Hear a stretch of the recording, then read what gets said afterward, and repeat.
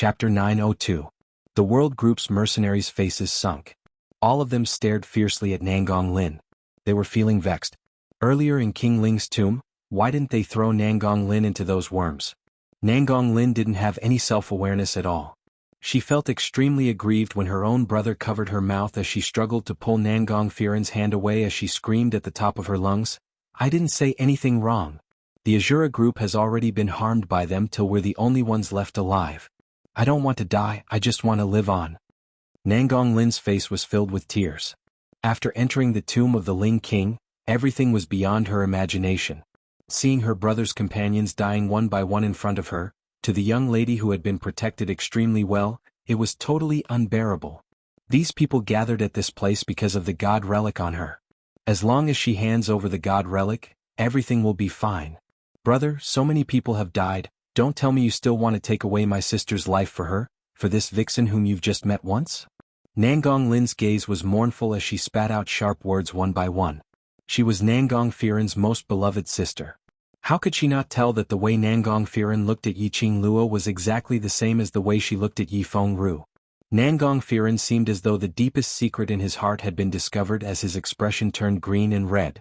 Facing Zi Qianqian and Yi Fengru's questioning gaze, his face flushed red as he gritted his teeth and berated angrily, "What rubbish are you talking about? Nangong Lin, looks like I've been too lax in my teachings, allowing you to develop this habit of stirring up trouble. When we return to the Nangong family, I will discipline you properly." However, the various powerhouses didn't have much interest in their conversation. What they were most interested in was the location of the god relic which Nangong Lin mentioned. Basically, they could confirm that the god relic was in Yiqing Luo's hands. But what they should consider now was, if they killed Yiqing Luo and snatched the god relic, would the Overlord vent his anger on them? Or perhaps if they were to make a move, would the Overlord fly into a rage and slaughter all of them for the sake of his beauty? While everyone was still looking around, trying to see if there was anyone who could make the first move or if there was an opportunity to make a move, the two teams of the World Group had already left successfully under the cover of Nine-Tailed Fox's large furry tail. The surrounding forces instinctively wanted to stop them. At the very least, they had to make sure that they were not carrying any god artifacts on them. However, they were stopped by one of the Nine-Tailed Fox's tails. Those huge white tails were as big as thick trees.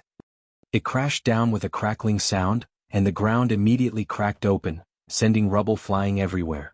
All the forces retreated step by step. Not only did they succumb to the majesty of the holy beast, but they also did not dare to attack the Nine-Tailed Fox. The Nine-Tailed Fox was the symbol of Di Zun.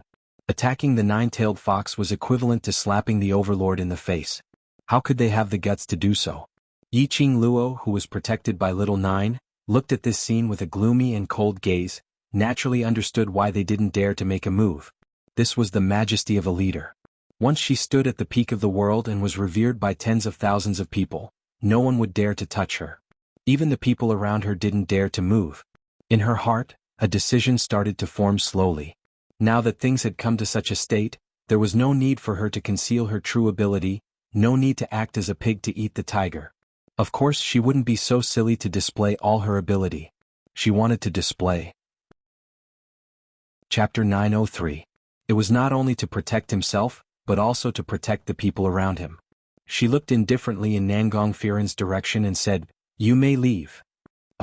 Nangong Firen opened her mouth to explain that she was not like what Nangong Lin had said. Very quickly he was interrupted by Yiqing Luo. "I don't care about your matters." As soon as she finished speaking, she indifferently moved her gaze away as if she couldn't be bothered to waste her breath on them. Nangong Firen felt a stabbing pain in her heart. She felt as if a hand was gripping her throat, making it difficult for her to breathe. She treated them as strangers. Nangong Firen closed her eyes and said in a deep voice, "Let's go." Yiqing Luo ignored them. She had already given the Azura group the chance to leave. Whether they could leave or not depended on their own abilities. It was because of her that the Killing God group entered the bottom of the Ling King's tomb.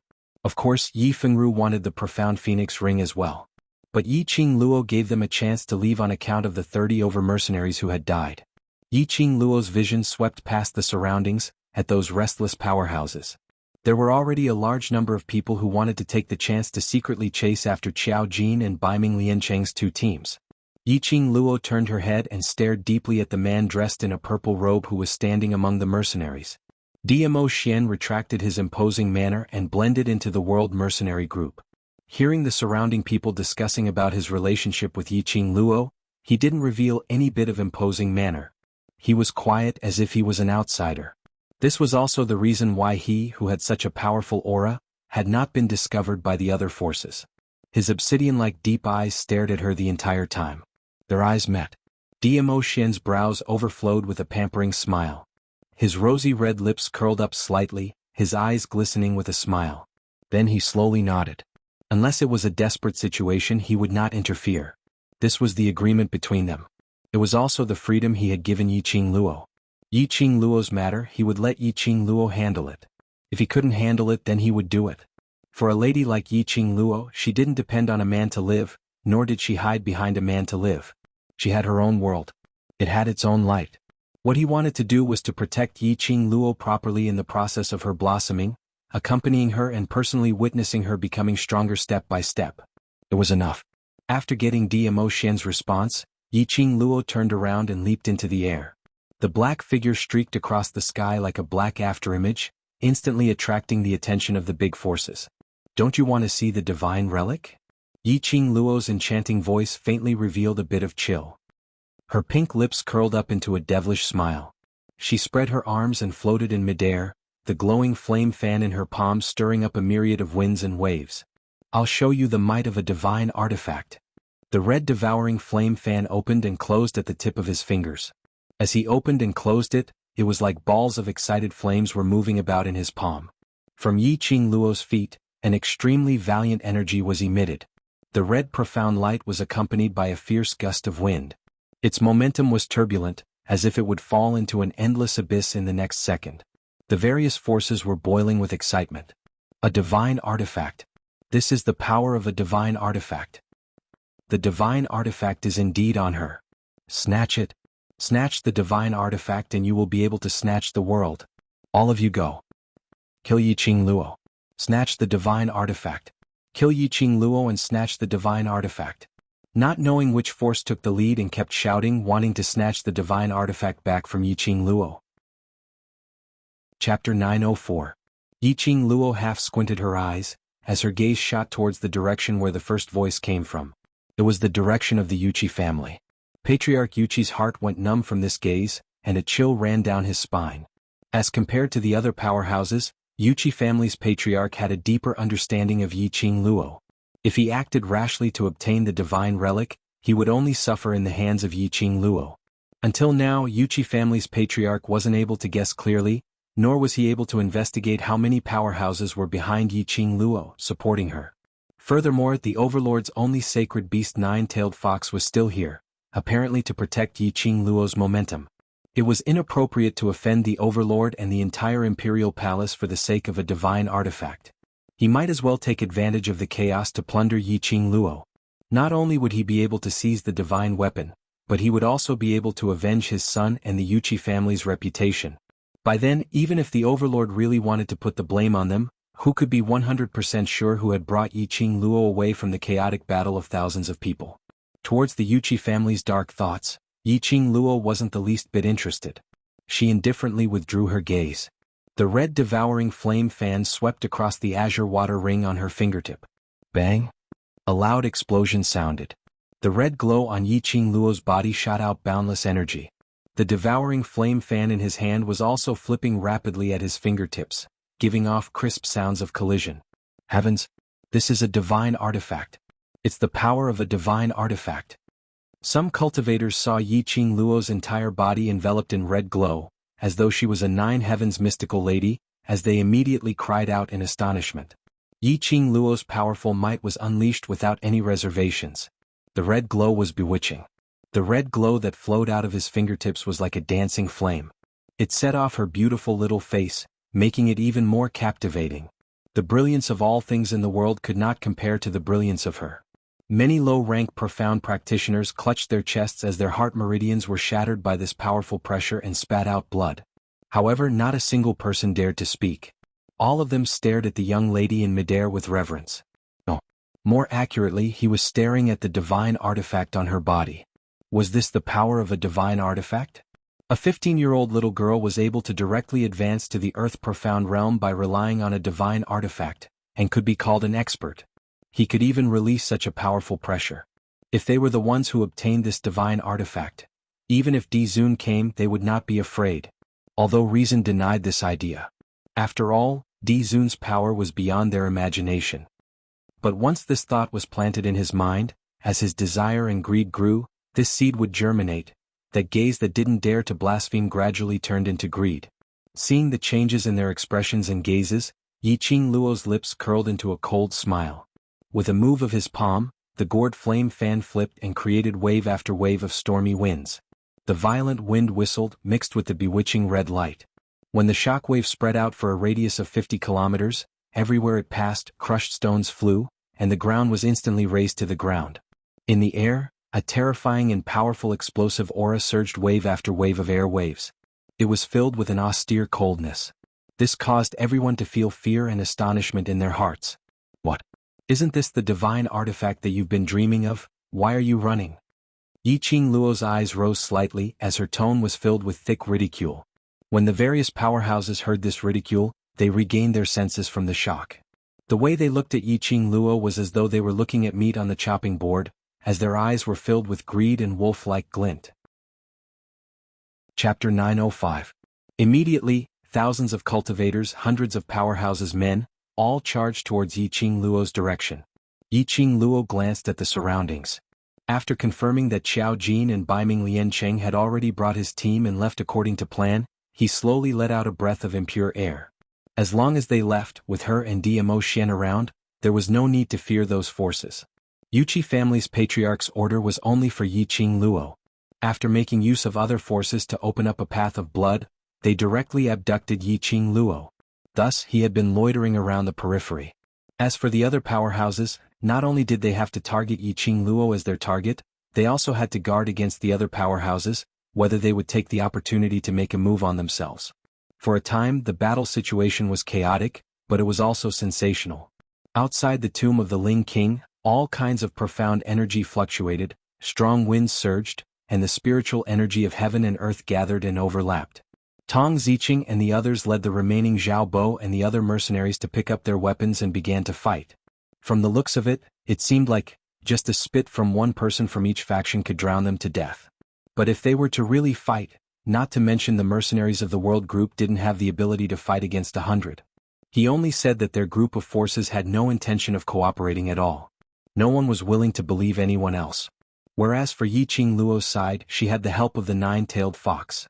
There was no tragic consequence of being drowned as he had imagined. On the contrary, Yiqing Luo's aura was getting more and more arrogant. She had just advanced to the 4th level of the Earth Profound Realm, and the profound chi in her body was constantly surging, as if it wanted to let her vent something. Yiqing Luo clenched her fists tightly and a cold glint of air burst out from her fists. This was a good opportunity for him to test out his new power and see how strong it was.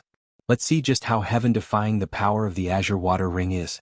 She gripped her feather fan tightly as she dangerously narrowed her charming eyes.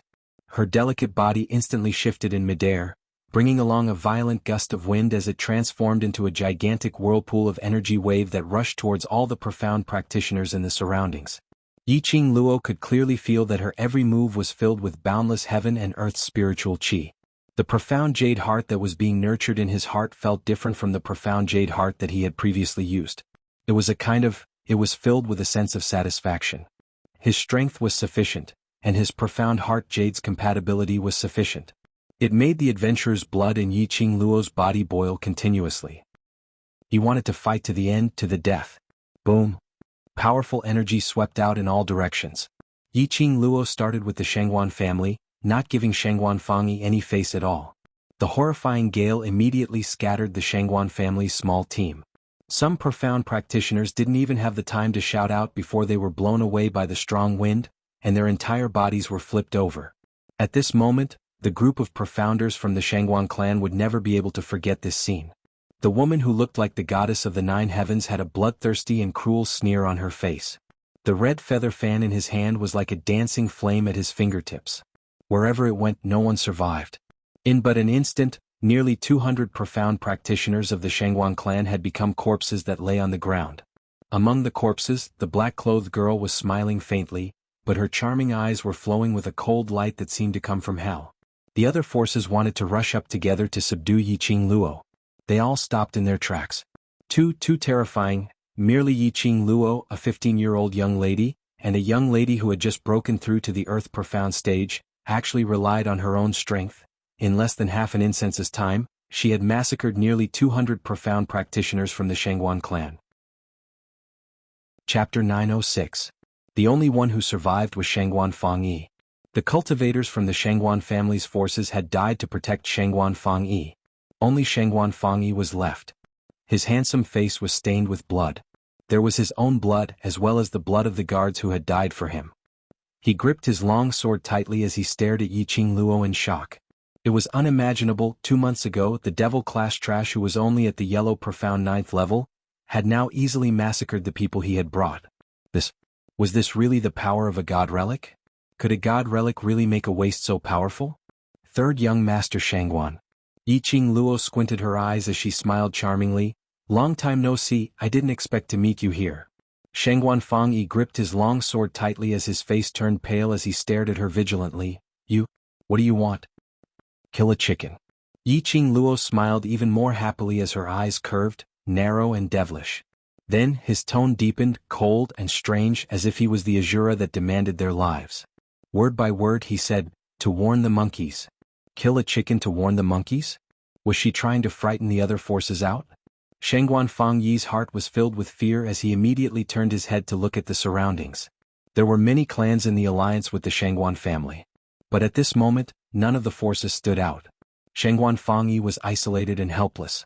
At this juncture, the other forces could tell that Yiqing Luo had a personal feud with the Shangguan family. They couldn't wait to protect themselves. How could they possibly get involved in this mess? Their target was the god relic on Yiqing Luo. They didn't want to lose the chance to get the god relic because of the Shangguan family. Yiqing Luo. Even if you kill me, you will not be able to leave this place. Shangguan Fangyi trembled as he watched Yiqing Luo walking towards him. He was so afraid that he almost fell to the ground. I won't kill you. Yiqing Luo's lips curled up coldly as a crafty cold arc flashed past her eyes. Shangguan Fangyi's face darkened. He didn't understand what she meant.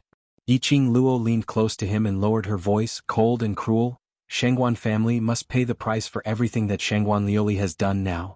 The game has just begun, you still have a lot of time to enjoy the fun of the game. That cold voice drifted in his ears like a ghost. Shangguan Fangyi was stunned.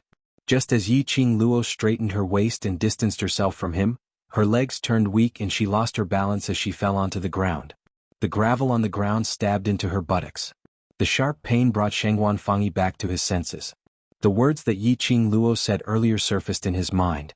Although she didn't understand what Shangguan Lioli had done to make Yiqing Luo so angry. But he could be sure. What Yiqing Luo said earlier wasn't a joke. Everything now was just the beginning. Out of the corner of his eye, he caught a glimpse of a slender figure slowly walking forward with her back facing him. His gaze finally stopped on her fingers. Before Shangguan Lioli left, she pointed in the direction of her finger. Was she telling him the location of the god relic? Shangguan Fangyi's eyes flashed. If he could snatch the god relic and obtain its power. The person who became everyone's focal point now was him. It was absolutely not Yiqing Luo's turn to be arrogant here. Thinking of this, Shangguan Fangyi restrained the cold look in his eyes and suddenly pounced towards Yiqing Luo's back. This pounce was filled with Shangguan Fangyi's unafraid of death. His entire person brought along a burst of raging energy, as he swiftly entangled Yiqing Luo. When he got close to Yiqing Luo, his hand swiftly stretched out towards her wrist. Chapter 907. This ring is a divine artifact? Shangguan Fangyi's eyes shone brightly and without thinking, he directly stretched out his hand in an attempt to forcefully remove Yiqing Luo's ring. Just as Shangguan Fangyi's hand was about to touch Yiqing Luo's ring, suddenly, a huge wave of qi surged up and fiercely crashed into Shangguan Fangyi's chest. He spat out a mouthful of blood. The divine artifact is that ring? Brothers, let's go.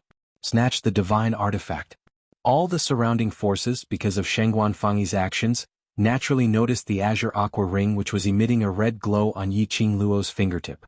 Once he confirmed what a divine artifact was, those spectators who were watching the show immediately flocked towards Yiqing Luo's direction. Yiqing Luo's eyes narrowed as she gave a cold laugh. Her footsteps immediately expanded as her figure swiftly retreated backwards. Immediately after, he bypassed a group of forces that were surrounding him. He didn't forget to stir his vast profound energy with the feather fan in his hand to deal a fatal blow to those profound practitioners. Her speed was extremely fast, so fast that not a single one of the thousands of profound practitioners could catch a glimpse of her. On the other side, Nangong Firen took advantage of the chaos and left with Nangong Lin and the others.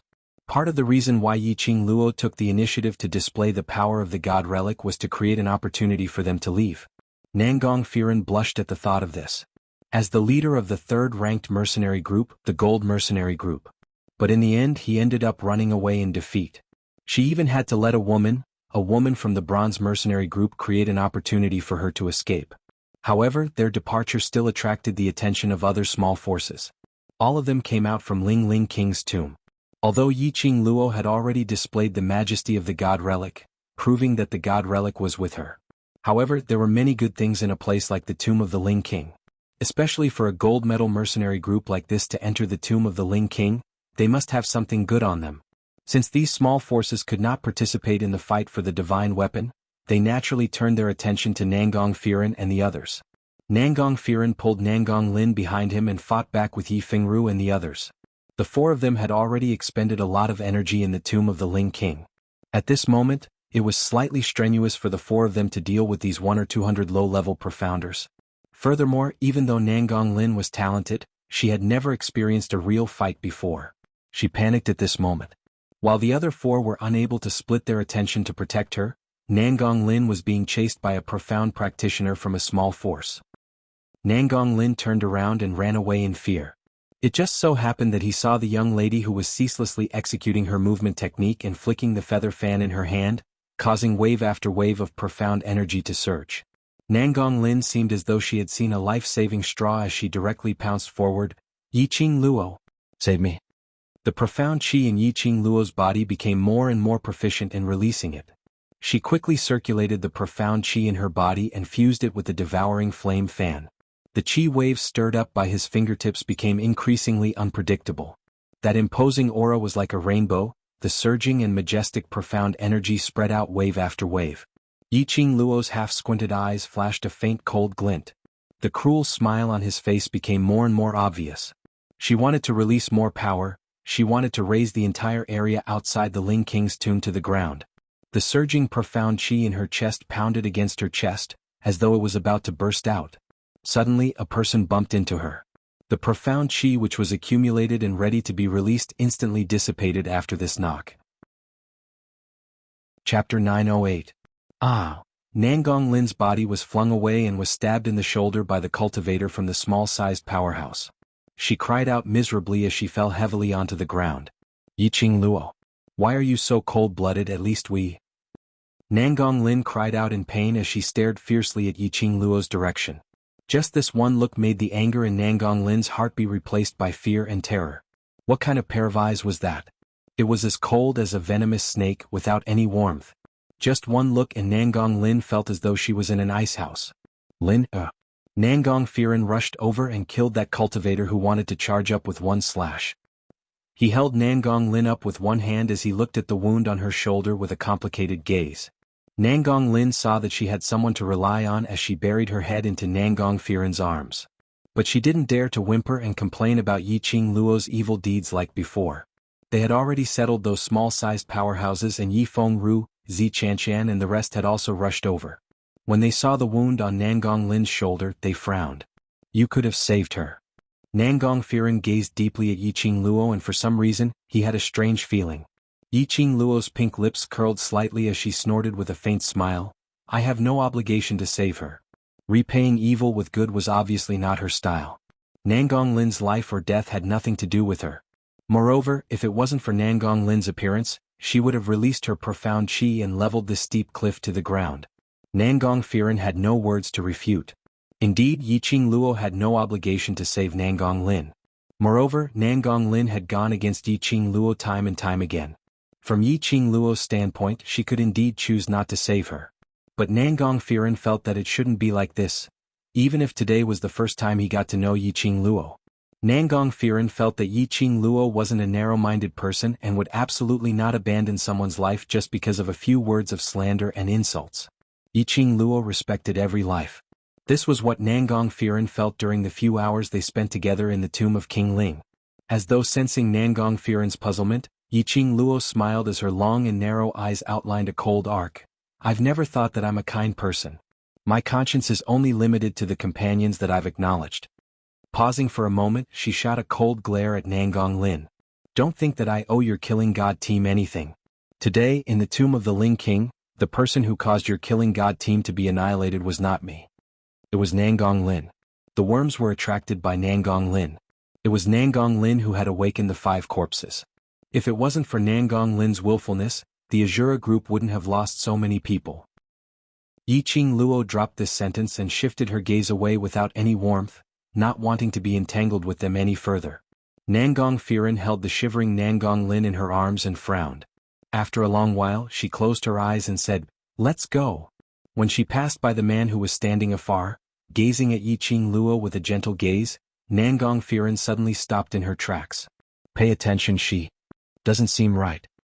Diamo Xian's peach blossom eyes glistened as he lifted his eyelids and casually shot a glance at him. Following that, a deep voice leisurely entered her ears. "This lord's woman, this lord knows it better than you." Nangong Firen was stunned as he lowered his eyelids and muttered, "I've said too much." After saying that, he carried Nangong Lin and left the Ling King's tomb with the other 3 without looking back. Chapter 909. Diamo Xian retracted his vision as his gaze continued to congeal on Yi Qing Luo. His dense long eyelashes trembled slightly as his deep eyes flickered with complicated emotions. His handsome eyebrows gradually furrowed.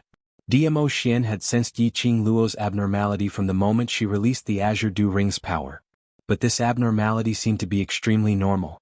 Yi Qing Luo wasn't a lady who could stay quietly. Was it because after a long period of time, her ability had increased and the sealed battle spirit in her body was slowly awakening? The adventurer's blood was starting to boil? All these possibilities were possible. From the current looks of it, Yi Qing Luo's performance was still considered normal. Only after the battle ended would he be able to check on her body properly before he could be assured. Boom! An earth-shattering loud sound was heard. Outside the Ling King's tomb, an intense gale was stirred. The horizon was getting nearer and nearer as circles of pitch-black shadows attacked. Gradually, the sound of footsteps that shook the hearts of people could be clearly heard.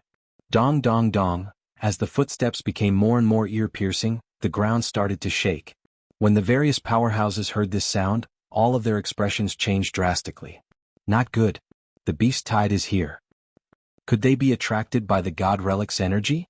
From this sound, there are at least 100 over magical beasts. The beast tide has erupted. Beast tide. 2 words which made one tremble with fear. Numerous cultivators would rather kill a few more people than to meet with a beast tide.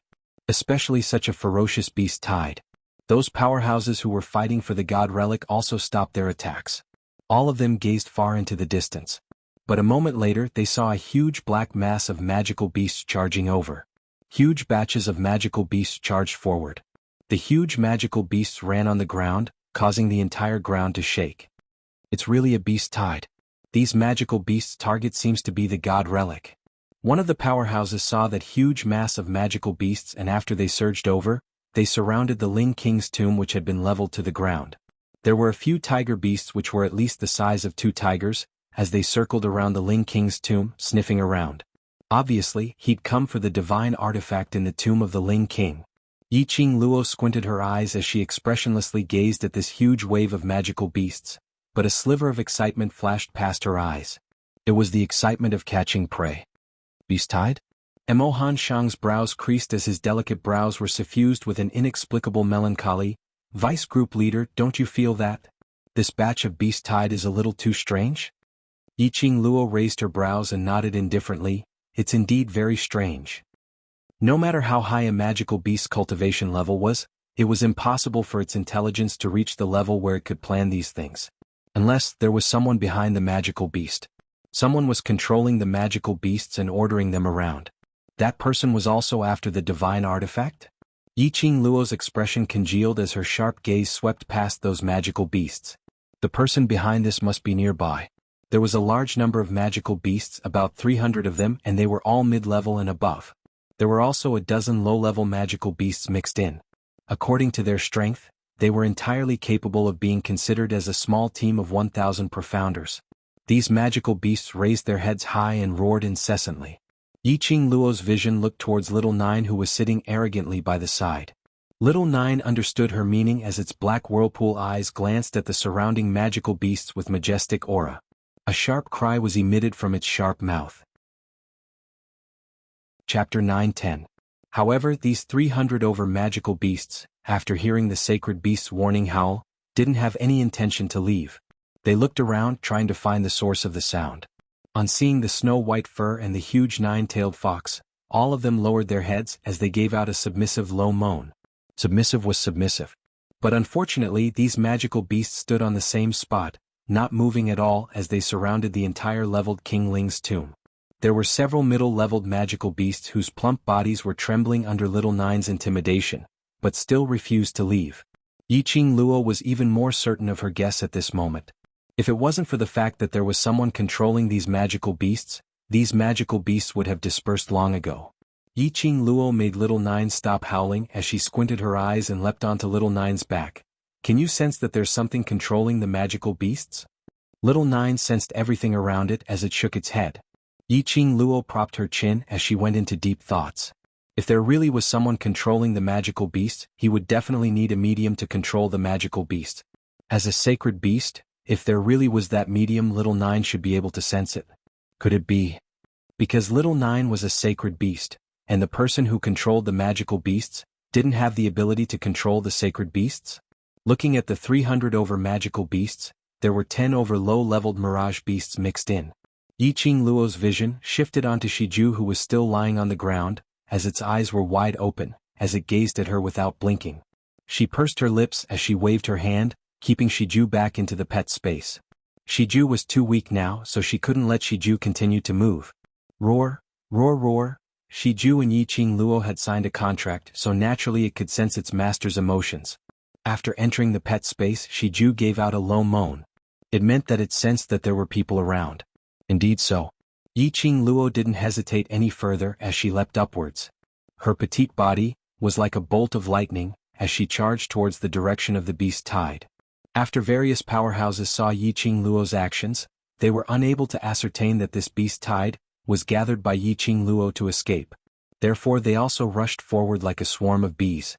The magical beasts saw humans launching an attack, and their bestial instincts were instantly triggered, as they raised their heads and howled a few times, as they swiftly and violently tore those humans apart. These magical beasts were all coarse-skinned magical beasts. An ordinary person's weapon would not be able to harm a demonic beast at all.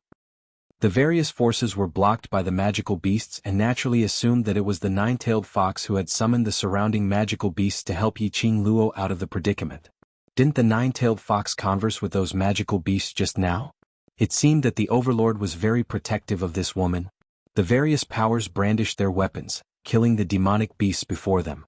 The battle that had just stopped was on the verge of breaking out again. Yiqing Luo had no time to bother about how those powerhouses' cultivators were guessing. She wanted to dig out the person controlling these magical beasts. If he didn't remember wrongly, this wasn't the first time he had met this person. Yiqing Luo was as swift as lightning as she followed the response given by Shiju, and in a few steps, she had already passed through the layers and layers of magical beasts. Sure enough, a slender figure was faintly discernible within the group of magical beasts. The black cloak covered his entire body. However, it was not difficult to see that while the figure was slender, it was also petite, and was clearly a woman. At this moment, that woman's fingers were holding an emerald jade flute, as she placed it by her red lips and kept on blowing. Her fingertips bounced above the jade flute, as agile as an elegant dance. But Yiqing Luo didn't hear any sound coming from that jade flute. Chapter 9-11. It really was her.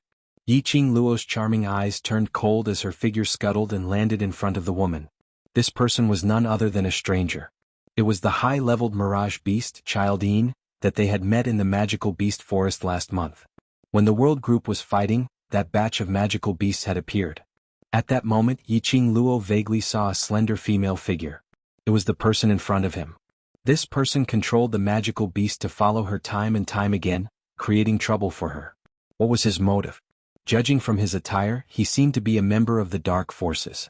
But every time she made a move, it seemed that the timing was not the same as that of the dark forces. Who are you? Yiqing Luo's slender brows creased slightly, her voice was clear and melodious, but cold as ice. The woman did not seem to notice her existence and continued to play the flute.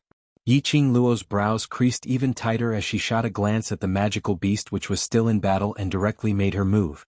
The glower flame fan stirred up a whirlwind as it flew towards the woman's face. The woman flipped her jade flute and quickly retreated a few steps. The jade flute was placed by his mouth again. A clear and tyrannical voice rang out, and a violent gust of wind rose from the horizon. A giant bird beast grabbed the retreating woman with its sharp claws and flew away. You want to use the bird beast to escape from here? Since she had already appeared, Yiqing Luo had no intention to give this woman a chance to leave. Yiqing Luo's 5 fingers moved and a strong profound qi burst out of her body. A powerful red mystic light burst out of the feather fan. The mystic light turned into a seam and directly severed the 2 wings of the giant beast. Yiqing Luo stomped her feet and leapt upwards. The height at which she jumped was exactly the height at which the bird beast fell. The bird beast's wings were cut off, and it let out a mournful cry. The claws that were grabbing onto the woman immediately loosened. The woman was a little flustered, and just as she was about to play the jade flute again, her arm was grabbed by a slender little hand. She looked back and met with a pair of clear and charming eyes. Those eyes were flowing with a seductive light. The black cloak slid off his head. 4 pairs of eyes met, and Yiqing Luo's eyes, which were filled with a sneer, was immediately filled with a sliver of astonishment. It was her. The person controlling the magical beast was actually her? Yiqing Ling? How could it be Yiqing Ling? Ever since Yiqing Ling's use of Dark Forces items was exposed in public, her profound jade heart was destroyed and her meridians were severed. She was chased out of the Yi residence. It had been so long. Yiqing Luo had almost forgotten about the existence of Yiqing Ling. She didn't expect Yiqing Ling to use such a method to appear in front of her again. He was clearly a cripple without the ability to move. Now, he had actually become a beast tamer who could control magical beasts? And it was precisely this trace of astonishment that gave Yiqing Ling the opportunity to counterattack. Yiqing Ling broke free from Yiqing Luo's restraint and quickly put the jade flute to her mouth. A bird beast swiftly swooped down and caught her firmly. Why are you here? Yiqing Luo knitted her brows as she stared at her coldly. Yiqing Ling's 5 fingers clasped the jade flute as a trace of ridicule surfaced on her elegant face. Of course it's for revenge. Her beautiful eyes gradually became sinister and filled with hatred. I want to take revenge on you and the Yi clan. I will take revenge on all those who have hurt me. Yiqing Luo's slender brows knitted even tighter. You and the dark forces have made a deal. It wasn't a question but an affirmative sentence. Although Yiqing Ling didn't seem to notice the entanglement of the profound yin qi. But to be able to turn a cripple who had difficulty in moving into a beast tamer, other than the dark forces' forbidden technique, there was no other way. But what kind of existence was Yiqing Ling in the dark forces? Chapter 9:12. Yiqing Ling remained silent. Silence was considered as acquiescence. Yiqing Luo narrowed her eyes dangerously. Was it Yiqing Qian who sent you to the dark forces? Yiqing Qian was able to freely manipulate the profound yin qi, which showed that her status in the dark forces should be equivalent to that of a guardian or an elder. Yiqing Ling joining the dark forces was probably because of Yiqing Qian. She didn't look like she was eroded by the profound yin qi. But Yiqing Luo was certain. The profound yin qi in Yiqing Ling's body was more than enough. Otherwise, Yiqing Ling's meridians would not be able to recover. This beast-taming ability that came out of nowhere should be the masterpiece of the dark forces. As long as I can take revenge, so what if I have to make a deal with the devil? Yiqing Ling giggled, her eyes filled with hatred. Her fingers clasped the jade flute and placed it by her lips as she smiled softly. Yiqing Luo, no matter how powerful you are, facing thousands of magical beasts and those cultivators who are eyeing you covetously, you can't escape from this place. A silent airflow overflowed from Yiqing Ling's fingertips. That airflow lingered around Yiqing Ling's body, circling round after round. The bird beast that Yiqing Ling was riding on quickly flew backward. Soon after, birds and beasts that blotted out the sky and covered the earth came whistling from all directions. These birds. Yiqing Luo's eyes suddenly surged with a strong murderous intent. These were the birds that slaughtered the marketplace. About 100 of them, densely packed, rushed towards her. The one who slaughtered the people in the marketplace is also you. Yi Qing Luo's voice also revealed a strong anger. That day she followed the description of the tea house owner and saw the black-cloaked man. It was not Yi Qingling at all. Because Yi Qing Luo could tell. Yi Qingling only had a beast-taming ability. Yi Qingling did not have profound qi or profound yin qi, it was just an ordinary human body. That day the black-cloaked man had escaped from her and Dmo Xian's pursuit. Yi Qingling definitely could not do it. Yi Qingling laughed softly, her fingers dancing on the jade flute, manipulating the bird beast to tear Yi Qing Luo mercilessly. It's me, but seventh younger sister isn't as sharp as I thought. She smiled until her eyes squinted. But I used to protect her to attract your attention and you fell for it easily. What? When did seventh sister become so kind? You even want to take revenge for those people in the market? The birds and beasts howled, covering the sky and covering the earth as they surrounded Yi Qing Luo, enveloping her. In an instant Yi Qing Luo's figure was already covered by the birds and beasts. Yi Qingling's eyes were filled with raging hatred, the speed at which she blew the jade flute also increased, her fingertips constantly adjusting the notes. While playing the jade flute, her cold voice clearly came over. Seventh younger sister, you destroyed my profound heart jade and broke my meridians. I'll tear your body and bones to pieces and scatter your soul. The clear cries of birds and beasts pierced through the sky. One by one, they continued to surge towards Yi Qing Luo's direction. Qing Luo, Vice Commander. When the World Mercenary Group members below saw this, they cried out in fright. However, they were obstructed by other magical beasts and profound practitioners from other powers, so they were unable to provide assistance at all. Tong Ziqing's gaze subconsciously looked towards the man who stood alone in the midst of the chaotic battle, like a banished immortal. His hands were still behind his back, his obsidian-like deep eyes stared unblinkingly at the horizon. The expression on his face was calm, without any ripples. Tong Ziqing immediately felt relieved and transmitted her voice through the mercenary group badge. Believe in Vice Commander, nothing will happen to her. What we need to do is to get rid of the person in front of us, to reduce Vice Commander's burden. Yes.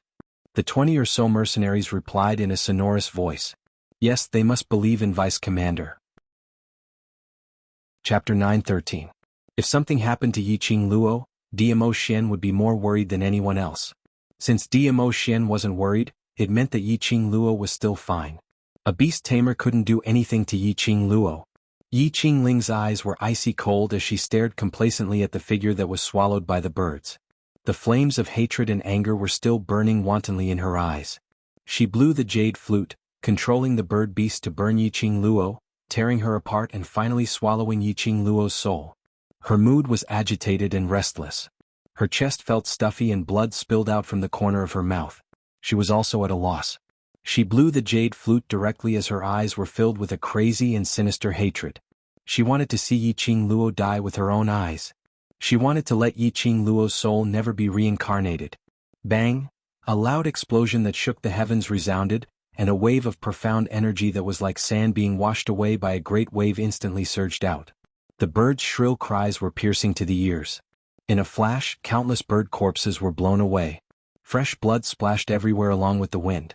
The sticky liquid, with a fishy smell, splashed on Yi Qingling's face. Her beautiful eyes abruptly widened as she looked in disbelief at the originally densely packed hundred-over bird beasts which had engulfed Yi Qing Luo, as they started to disperse. The blood of the birds was like a rain of blood, watering the ground. After the densely packed birds dispersed, a slender figure could be seen, faintly discernible. That simple black outfit, although it was already damaged but when worn on Yi Qing Luo, it had a unique charm. The flame-like cherry blossom embroidery on her arm was like a flame swaying with the wind. The devastatingly beautiful face seemed to be plated with a layer of frost. The curved pink lips gently hooked into a cold arc. The long and narrow eyes were sparkling, as if it carried thousands of beauties. Her entire body was surrounded by a powerful and shocking profound energy. The red profound light was like a blossoming flower, incomparably beautiful. Smashed into pieces? Yi Qing Luo snorted lightly, her tone was cold as she looked at Yi Qingling faintly. Soul scattered. You, how could you? No, impossible. No one could escape the siege of birds and beasts. Hundreds of bird beasts swallowed Yi Qing Luo in midair. How could Yi Qing Luo be fine and instead her bird beast army was annihilated in one move? How strong was the current Yi Qing Luo? Yi Qingling's eyes were filled with fear as she subconsciously manipulated the bird beast beneath her to quickly leave Yi Qingluo's direction.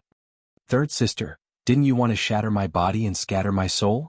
Why are you in such a hurry to leave? Yi Qingluo's lips twitched in disdain. Suddenly the feather fan opened up and a strong qi swept out, directly blocking Yi Qingling's path.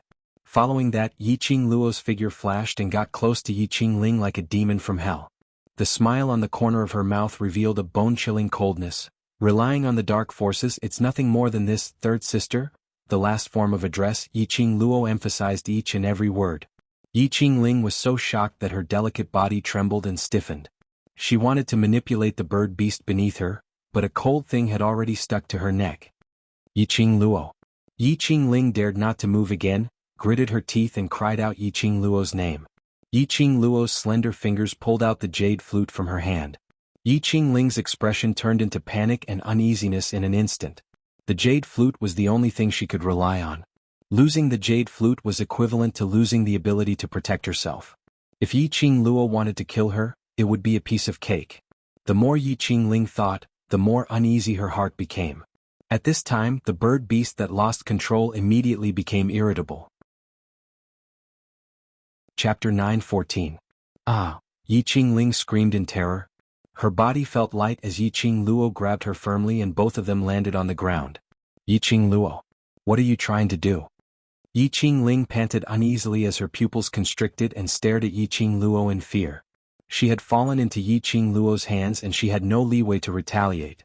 Sooner or later she would be killed by Yi Qingluo. Why not take action earlier and directly end her pain? As if she had seen through Yi Qingling's thoughts, Yi Qingluo's lips curled up and directly interrupted her delusion. Third sister, you have repeatedly opposed me, obstructed me and even wanted to take my life. Do you think I will let you die so easily? She smiled lightly and tilted her head, her long and narrow eyes revealed a bit of charm. Moreover, what third sister should not have done is to massacre the marketplace. The people there were so innocent. It was just because they passed by the marketplace and had a conflict with the Iron Blood warriors. Just because of their conspiracy, a futile attempt to use the profound Yin Qi to engulf her. In order to massacre. There was a high possibility that the dark forces would step into the Nirvana realm. In fact, those people didn't know anything at all. Thinking of the tea house owner who was on the verge of collapse and the stall owner who painted them, Yi Qingluo's heart couldn't help but twitch a few times. A strong anger inexplicably welled up in her heart. Yi Qingluo's cold eyes faintly floated a touch of sullen. She wanted to avenge those people in the marketplace. For those innocent people, to kill this Yi Qingling who controlled the birds and beasts and massacred the marketplace. Not only Yi Qingling. And those people behind Yi Qingling. Yi Qingling's piercingly cold eyes suddenly turned scarlet. The feather fan in her hand was suffused with a terrifying profound qi as it directly struck towards Yi Qingling's face. Yi Qingling was completely stunned by that pair of eyes filled with hatred. Until that profound qi struck her face, she didn't even have the time to struggle and escape. Just as the profound qi struck Yi Qingling's face. Suddenly, a more powerful profound qi directly crossed in front of her, forming a transparent protective shield. The majestic profound qi suddenly dissipated. Yi Qingling opened her eyes in panic only to see a purple figure encircling Yi Qingluo's slender waist. That man had a face of peerless elegance. His fluttering purple robe made his handsome face look even more handsome. His long and narrow peach blossom eyes only took a casual glance, but his heart felt as if it had been hooked. However, Yi Qingling's infatuation did not last long. Because that handsome man was hugging Yi Qingluo tightly. That pair of soul-stirring eyes could only accommodate Yi Qingluo alone. Little Luo, Dmo Xian's brows creased tightly as his 5 fingers clasped tightly onto the glower flame fan that she was about to raise and forcefully snatched that glower flame fan from her hands. From Yi Qingluo's side, a strong billowing air wave was violently moving about. The intense killing intent in her eyes refused to dissipate. Xian, don't stop me.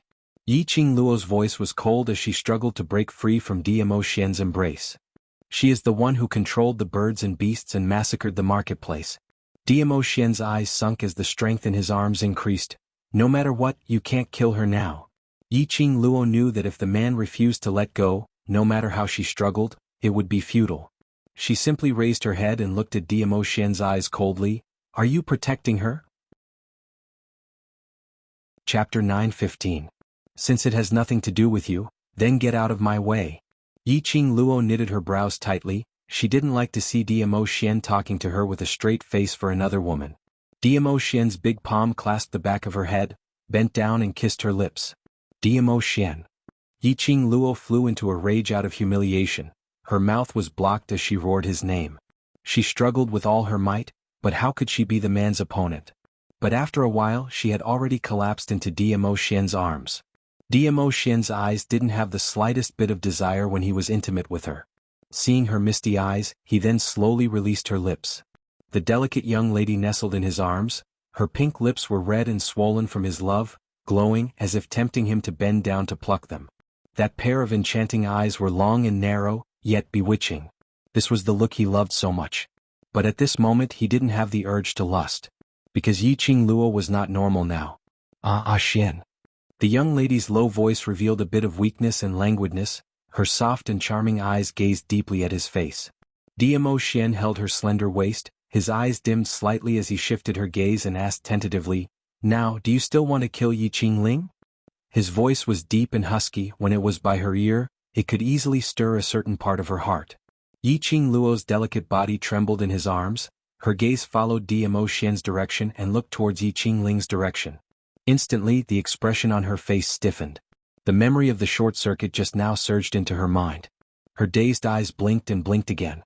After a long time she regained her senses. Her eyes were filled with confusion. I just now wanted to kill her? That feeling of hatred, that feeling that filled her heart, seemed to still exist, waiting to be unleashed. But at this moment Yi Qing Luo could completely feel her own heart. She knew that Yi Qing Ling was the one who massacred the market. She indeed wanted to kill her. But she absolutely didn't have that kind of strong impulse to dismember Yi Qing Ling. What was going on? Just now, her heart seemed to be out of control, frantic and restless. If you still want to kill her, I'll do it. Diamo Xian's voice was low as he gazed into her eyes, not wanting to miss the slightest change in her emotions. The pair of charming eyes were startled at first, then she frowned and said, "I can kill her myself." Yi Qing Ling was aware of the change in the situation, and when they looked at her at the same time, she rolled to the side of Yi Qing Luo's leg. Over there was the jade flute which Yi Qing Luo had dropped onto the ground when she was kissed till she had no energy left. Yi Qing Luo was hugged in Diamo Xian's arms and her mind was still engulfed by that restless memory earlier, so she had yet to regain her senses. Yi Qing Ling caught the jade flute and immediately blew it. A bird beast descended from the sky and took her away. Yi Qing Luo's brows creased into a bundle, but she didn't forcefully chase after him. Yi Qing Luo felt a lingering fear when she recalled the inexplicable anger and murderous intent which she had earlier. It wasn't only because he was in a mess when he faced Yi Qing Ling and wanted to kill her to vent his anger. Even earlier, when she massacred the Shangguan family's team, she also had this feeling. When she saw the fresh blood splattering and the corpses all over the ground, she actually felt strangely excited. Little Luo, from now on, don't release too strong profound qi for the time being. Diamo Xian's eyes flashed as he seemed to have a guess, but he wasn't too sure. Chapter 9:16. It was the World Group's mercenaries who were dealing with the sneak attacks from various forces in an orderly manner, and leading them to the side of the frenzied magical beasts, making use of the magical beasts' energy to settle those powerhouses' cultivators. Yi Qing Ling originally wanted to control the magical beasts in an attempt to snatch the god relic from Yi Qing Luo. But she had not expected it to become the World Mercenary Group's assistants. If Yi Qing Ling knew about this, her intestines would definitely turn green with regret. Yi Qing Luo nodded her head as she concealed the flames around her. Luckily Diamo Xian was watching over her. Otherwise she would really sink into the massacre, unable to extricate herself. Yi Qing Luo really didn't wish to have that kind of frenzied massacre and furious thoughts again. As though in the next second, this feeling would corrode her entire body. Old Man Song. Yi Qing Luo called out Old Man Song's name in her mind. Old Man Song immediately replied her, "No need to ask, I've already checked and there's nothing suspicious in your limbs and bones, and there's no presence of profound yin qi." With Old Man Song's words, the suspicions in her heart were all dispelled. There was nothing strange and she wasn't corroded by the profound yin qi. Then, her temper, why was it so baffling? After we leave King Ling's tomb, find a chance to make a trip to the Azure Dew bracelet. I'll help you take a look. Old Man Song couldn't explain the reason. She frowned and was about to continue asking when she heard Dmo Xian's deep voice ringing beside her ear. "What's the matter?" Her conversation with old man Tsang seemed as though she was in a daze in the eyes of outsiders. Yiqing Luo regained her senses as her lips twitched as she shook her head. "I'm wondering if something has entered my body. I'm afraid that the earlier situation will happen again." If Dmo Xian didn't stop her earlier, her current, that intense murderous intent and irritable mood, was it even more uncontrollable? "We'll talk about everything after we leave King Ling's tomb." Dmo Xian caressed her hair as he comforted her in a warm voice. "I'm here, it's all right." Yiqing Luo responded softly. Under the World Group's cooperation, the magical beasts were exterminated by 200 over beasts and cultivators' corpses. The number of people from various forces had also decreased from 3,000 over to 1,000 over. The entire flat ground was piled up with magical beasts' corpses and cultivators' corpses. The more than 1,000 people were already exhausted. When they saw Yiqing Luo and Dmo Xian walking together, their faces revealed a terrified and unresigned expression. The Overlord had been in the crowd from the beginning to the end. They didn't discover it because the Overlord had concealed all of his aura and formed a barrier so other than the World Group members, no one could see him. He was unwilling to give up the chance to obtain the divine artifact just because of the Overlord's appearance. Yiqing Luo's power made many cultivators want to get their hands on the God Relic. All of them thought that if the divine relic was in their hands, it would definitely shine even more brilliantly than Yiqing Luo. Yiqing Luo looked at those powerhouses cultivators, with different expressions in their eyes, as well as those magical beasts which were charging around without a care for friend or foe, killing each other as she calmly stood still. Even if she couldn't release too powerful a profound energy right now. Even so, she couldn't generate a strong murderous aura right now. But she could still make the various forces stay away from the World Mercenary Group. So what if he let the various forces know that the divine artifact was on him? Did the dark forces think that she was afraid of this news being spread out? She would make the various forces admit that she, Yiqing Luo, was the most suitable possessor of the divine artifact. "I'll take note." Yiqing Luo glanced sideways as her lips curled into a smile, looking at Dmo Xian who was beside her. Chapter 9:17. Dmo Xian would not stop Yiqing Luo's decision. He believed that Yiqing Luo would know what to do. The smile in Yiqing Luo's eyes gradually warmed up as she tried her best to stabilize her emotions. Then, his eyes lit up like torches as they swept across the forces in front of him. "You want a divine artifact? Do you have the right to do so?" Yiqing Luo's voice was cold and her eyes were cold. The profound practitioners of the thousand forces were panting heavily. They were in a sorry state and extremely dirty. The long battle, the anger of not being able to obtain the divine artifact, and the smell of blood in this broken place for such a long time. These profounders had long since become impatient in their hearts. At this moment, hearing Yiqing Luo's provocation, some boorish fellows couldn't control themselves as they retorted unhappily, "What qualifications? You're just a little girl who hasn't even grown her hair yet. How dare you challenge us?"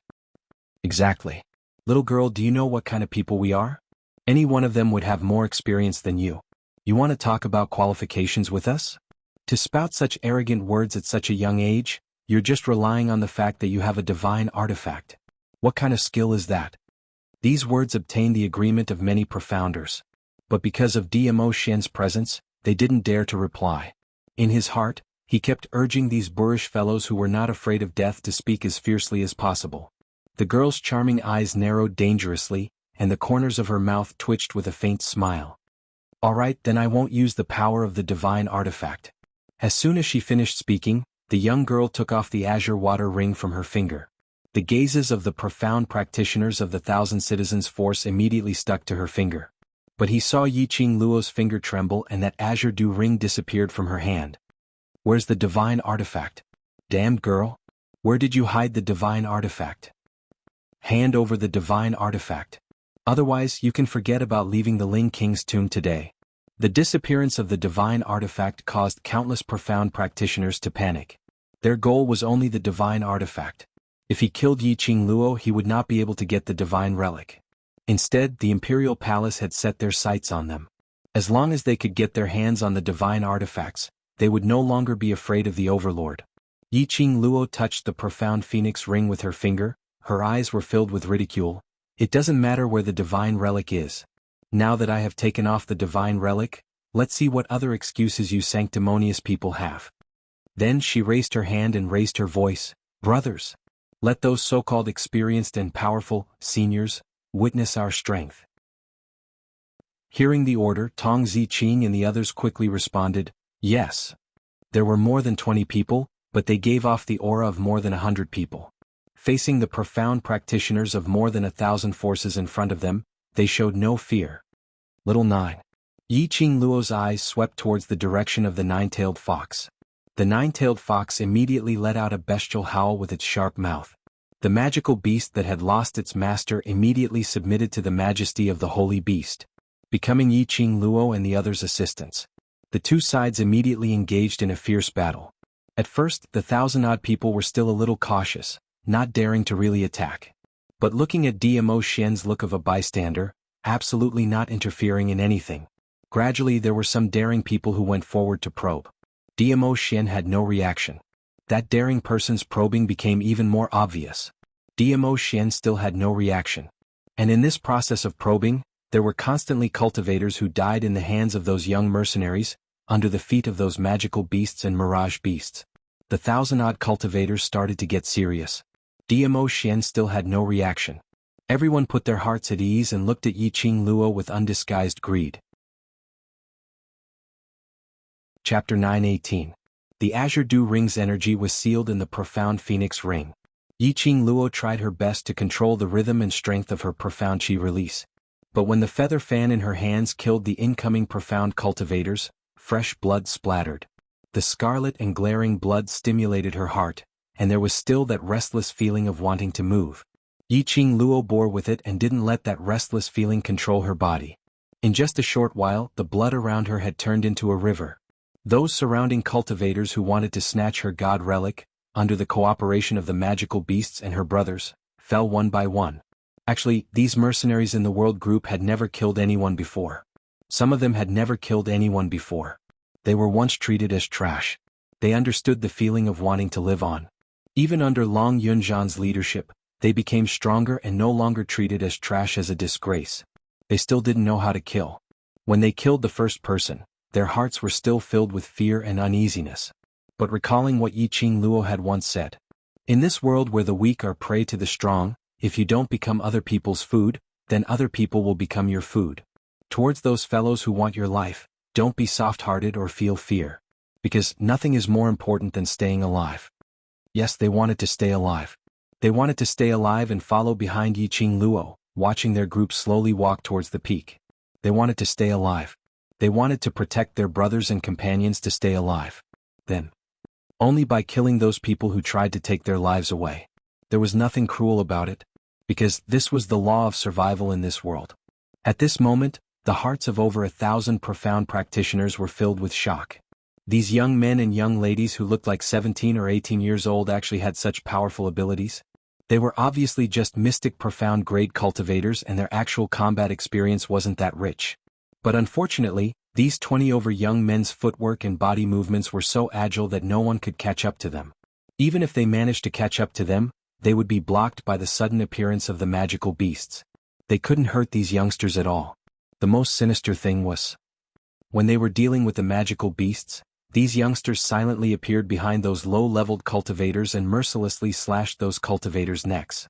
By the time their companions reacted, these youngsters had already moved to another direction. From the beginning to the end, Dizun did not make a move. He didn't even sense the aura that was helping him in the dark. No, these youths did not need any help at all. Among all the martial arts in the world, only speed was unbeatable. This is a truth. They had only used a set of footwork and movement techniques, but they were so strange that no one could see through them. No one could see through the mysteries behind them and break them. Coupled with their tacit cooperation, the magical beasts risking their lives to take all the damage for them, and the holy beast, the nine-tailed fox, would swing its 9 tails to help them from time to time. That was enough, annihilate them all. Especially that young girl who was like a bloodthirsty Azura. Everywhere she went, flesh and blood flew in all directions, and profounders fell one by one. Her speed was several times faster than the other youths. His ruthlessness was also more direct and efficient than those youths, killing with a single slash. Don't ask why the disparity in strength was so great, why they couldn't even put up a fight. He could only say, if the strength of a team worked well together, it could really rival thousands of soldiers and horses. Chapter 9:19. 20 over people massacred an entire 3,000 people. If this was spread out, they would definitely become the laughingstock of Nirvana realm. How could they tolerate the reputation which they had worked so hard for their entire lifetime to be destroyed just like that? Over 1,000 powerhouses cultivators were only left with 400 over people. Until now, these cultivators were still unable to believe that everything in front of their eyes was real. They had really been massacred. Originally they were disorderly, each listening to their own commands. Now, according to their status in the world, they had chosen the Wuxia family to become the commander. With the various powerhouses working together, although they had reduced the number of deaths, but they still had no way to deal with these sinister and cunning youngsters. Yiqing Luo's feather fan in her hand struck out a sharp blade, directly killing 2 cultivators in front of her as she leapt upwards. Immediately a bird beast flew over under Little Nine's coercion and caught Yiqing Luo in its arms. Yiqing Luo half squatted on the bird beast's back, as her gaze swept past the battle situation below, as she heaved a sigh of relief.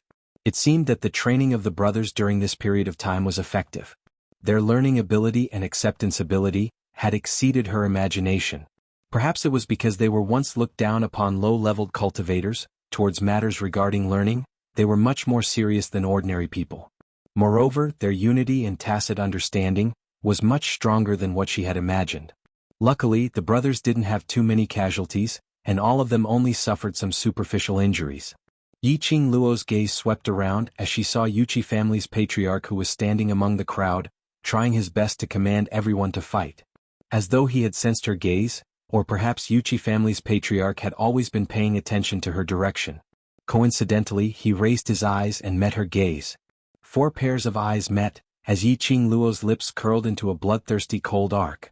Her devastatingly beautiful face was stained with a few drops of blood stains. Coupled with this coquettish cruel smile, there was a different kind of charm. Wuxia family's patriarch's heart shook fiercely as he completely froze. In the crowded and chaotic battlefield, he was pushed slightly by someone, and his whole body staggered and fell backwards. Luckily the guards beside him reacted in time to support him. Otherwise, Wuxia family's patriarch's loss of composure would become a joke again. His heart contracted as his eyes widened in astonishment as cold sweat started to flow. After returning last month in less than 24 hours, Wuxia Ping died silently at home. Moreover, his death was miserable, as if all of his vitality had been sucked out, leaving behind only a withered corpse. This matter caused Patriarch Wuxia to be somewhat vigilant. Wuxia Peng's death was too strange. It was so strange that the Wuxia family head had already started to suspect that Wuxia Peng had really made a deal with the dark forces. Regarding the news of Wuxia Peng's death, he had been hiding it from the outside world. He more or less believed what Yiqing Luo said earlier. Because Duke Jing, who would often come to the Wuxia residence to hang around, ever since that day when he returned, he had never returned to the Wuxia residence. It was very likely that he had already been poisoned. But of course they couldn't eliminate the possibility that his son, or Duke Jing, whose life or death was unknown, might have been killed by Yiqing Luo and wanted to push the blame to the dark forces. This young lady named Yiqing Luo. It wasn't something he could resist at all. Just as the Wuxia patriarch was about to leave, a cold wind suddenly blew behind him. Immediately, 10 black-clothed men descended from the sky, blotting out the sky and covering the earth. The black attire of the assassin was wrapped tightly around his head, revealing only a pair of sinister and cold eyes.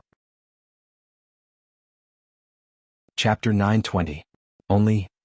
But Yiqing Luo could see the darting black airflow from these killers' eyes. These weren't killers at all. They were people from the dark forces who used the identity of Assassin Hall's killers to conceal their real identities. She had not expected that the dark forces would actually trigger 10 of them at once. Did they really think that by using the identity of Assassin Hall's killers, they could deceive everyone? These dark forces' target was her profound jade heart or god relic. Both. Guardian, she is dead?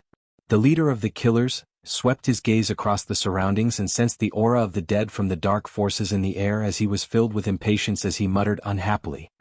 He's dead, yet he still summoned us over. We thought there was some important mission when we saw the blood summon. What a disappointment. Guardian she? Yiqing Luo thought carefully for a moment and immediately reacted. Wasn't he that black-robed man who told them most of the dark forces' information?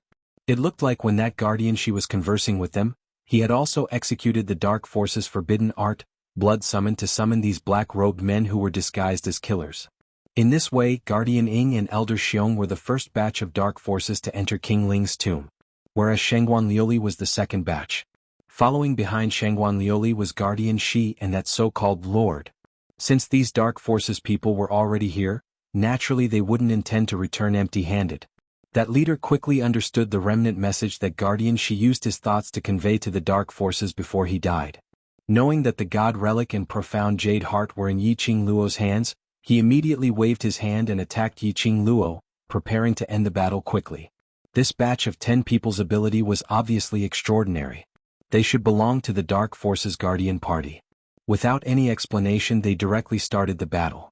Yiqing Luo sat on the bird beast and almost fell onto the ground.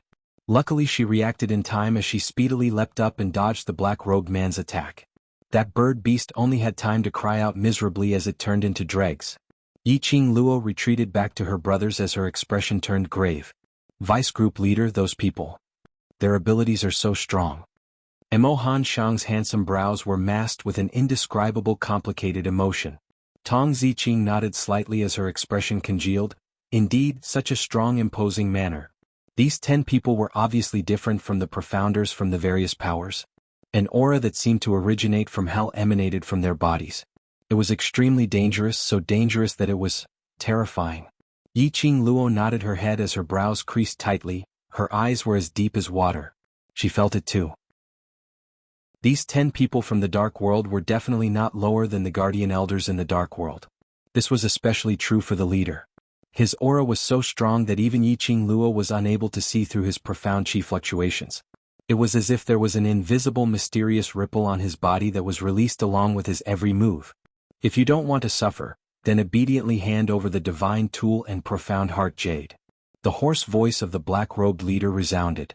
Why are the assassins from your Hall of Assassins here to join in the fun? The divine weapon is ours. Who do you think you are? Some profound practitioners had long since suppressed their anger in their hearts.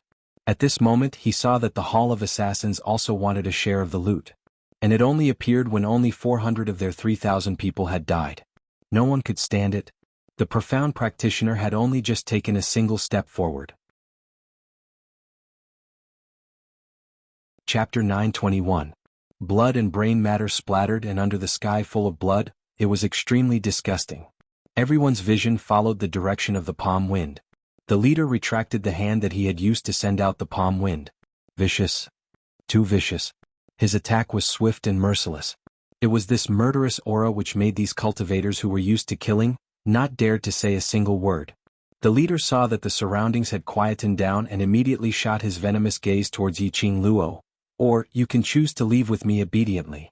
If I'm happy with your cooperation, I can consider leaving those burdens of yours an intact corpse. These words were simply arrogant to the extreme. The various powerhouses' cultivators were all shocked. Since when did the killers from the Hall of Assassins have such guts? 20 over mercenaries' hearts were filled with anger as they pouted and wanted to reply. But it was stopped by Yiqing Luo's hand. Yiqing Luo's brows creased coldly as she met with that pair of sinister and eerie eyes. There wasn't any fear in her, but instead she gave a smile. Have you people from the Guardian Party always been so arrogant and condescending? Law Protector Party, these 3 words came out. Yiqing Luo obviously saw the astonishment and vigilance in that black-robed leader's eyes. Young lady, it's indeed rare for you to have such guts at your age. The black-robed leader's eyes sunk as he gave a sly sneer. After a pause, that sneer turned gloomy and sinister. But guts should be placed on the right person. For example, me, that is seeking death. The moment his words fell, the black-robed leader had already launched his attack. Both his palms raised up as he struck out horizontally with his palm wind. Rumble, the strong air wave raised the sky full of dust and gravel. Yiqing Luo's surroundings had sunk into a hurricane. This gush of strong energy made Yiqing Luo slightly stunned. She could even feel that when the hurricane blew, it lifted her clothes and hit her skin with a piercing pain. The dark forces were indeed the dark forces which made people tremble with fear. Such a powerful person, who also possessed a heaven-defying forbidden skill to protect himself, if he really existed in the Nirvana realm, then this realm would never be at peace. Yiqing Luo transmitted her voice into the mercenary group badge as she said softly, "Deal with them carefully. These people are from the dark forces. If you really can't win them, just escape first. After he finished speaking, he suddenly opened the glowing flame fan in his hand and faced the hurricane, sweeping away a wind blade. The bewitching red light was dazzling. It forcefully tore a hole in the hurricane. Yiqing Luo didn't have any intention to stop as her figure did a somersault in midair and the feather fan in her hands launched several ferocious attacks. The silver threads were like venomous snakes sticking out their scarlet tongues as they shot forward.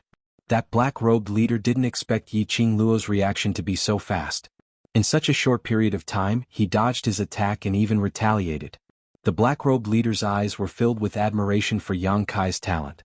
As expected of the girl that his lordship has taken a liking to. Her aptitude is indeed astonishing. The black-robed leader's head tilted slightly and the 9 black-robed men behind him immediately swarmed up. The World Mercenary Group's mercenaries immediately went up to resist the 9 men's attack. When the various powerhouses saw this, they immediately wanted to butt in. But they heard several tens of magical beasts howling as their huge bodies blocked those powerhouses' cultivators. The black-robed leader's eyes rose slightly as his penetrative gaze instantly turned sharp. His palm wind flipped once again as streams of palm wind were ferocious and sharp. Yiqing Luo was separated from a distance away, but she could still clearly feel the strong air wave pouncing onto her face. She subconsciously opened her feather fan as the red profound light turned into a protective cover. Bam! Chapter 922.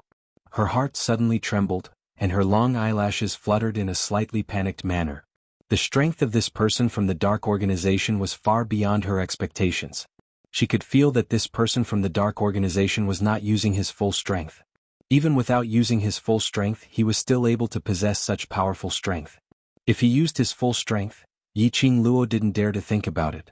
If it wasn't a matter of life and death, Yiqing Luo really wasn't willing to seek help from Dmo Xian.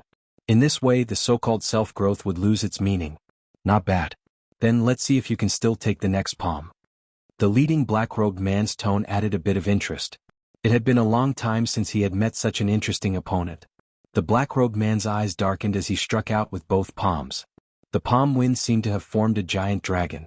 That huge dragon circled a few times, its profound light dazzling, and the vast energy waves were like a life-reaping talisman. The huge dragon bared its fangs and brandished its claws as it pounced towards Yiqing Luo. The huge dragon was approaching menacingly and Yiqing Luo's expression changed instantly. Her fingers moved and she could feel a piercing pain in her palm.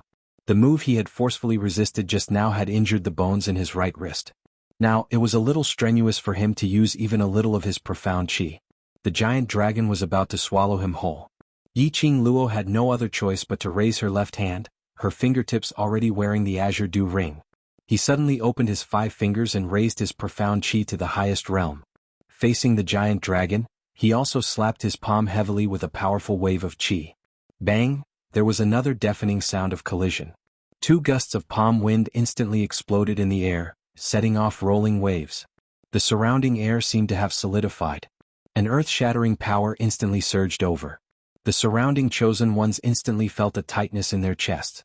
Some profound practitioners with unstable profound ranks spat out blood while clutching their chests. They all stared at the 2 people who were still facing each other in the air.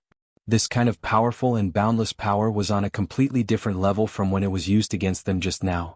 That was to say, when Yiqing Luo was contending against them, she totally didn't use her full strength.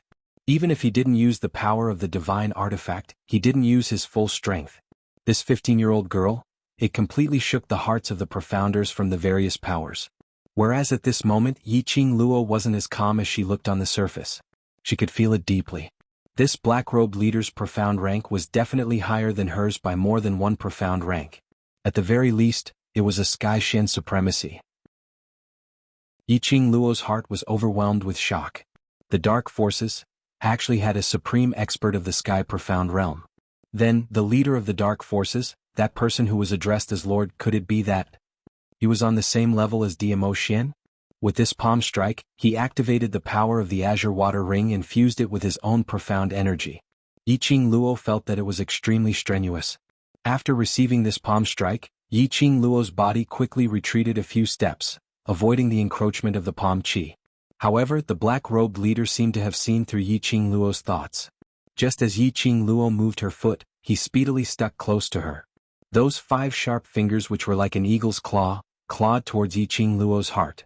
Yiqing Luo was aghast. She didn't expect her footwork to be seen through by this black-robed man. He immediately turned around, and his figure turned into an afterimage as he quickly retreated. That black-robed leader was still able to entangle her accurately. His 5 fingers mercilessly stabbed towards Yiqing Luo's heart once again. Yiqing Luo's vigilant muscles tightened as her body speedily moved towards the left side and immediately did a roll on the ground. No matter how fast her reaction was, she still couldn't resist the black-robed leader's attack. Chapter 923. Yiqing Luo endured the severe pain and displayed her footwork once again. She turned into an afterimage and was 10 meters away from the black-robed man. Young lady's speed is not bad. The leader revealed his white teeth and smiled coldly. Yiqing Luo lowered her eyes and glanced at the wound that was still oozing blood. Blood gushed out and the white bones were vaguely visible. She closed her eyes and the expression on her face was calm, without any signs of panic. The injury on her right hand had become more serious. Yiqing Luo took a deep breath and quickly raised her left hand. The power of the azure dew ring was injected into the glower flame fan and a wave of strong airflow was launched in the direction of the black-robed man. Immediately after, she leaped up and quickly attacked the black-robed man with a cold glint in her eyes. The difference between a single grade was like 108,000 miles. Not to mention the gap above the profound grade. Yiqing Luo felt it deeply at this moment. In the eyes of the Sky Mystic Overlord, the speed that she had always been proud of was not worth mentioning compared to the shadow escape footwork that she brought from the modern world. Was this the power of the Sky Mystic Overlord? Yiqing Luo's charming eyes shot out an intense glint of determination. A strong opponent would only ignite her fighting spirit. She clenched the glower flame fan tightly and when she got close to the black-robed man, a few silver threads burst out from the fan and wrapped around his neck. In front of him was the airwave attack that Yiqing Luo had set off. Behind was Yiqing Luo's attack. The black-robed man's eyes were cold and he sneered disdainfully, "Young lady, you are still too inexperienced." As soon as the voice fell, the figure of the black-robed man suddenly disappeared into the air. Yiqing Luo's silver threads missed. She was shocked and released her senses vigilantly and scanned the surroundings. But she couldn't sense the slightest fluctuation at all. Suddenly there was a slight change in the flow of air. Yiqing Luo turned sideways and with a flying kick, she directly kicked towards a certain direction from her side. Sure enough, the kick hit the black-robed man. But her feet were directly buckled by the black-robed man. Yiqing Luo was shocked. Only to hear a loud kacha sound, the sharp fingers of the black-robed man directly pinched her feet. Oh!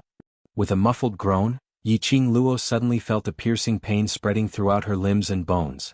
She was in so much pain that her face turned pale. Enduring the pain, she kicked the black-robed man's face. Perhaps he was too confident in himself.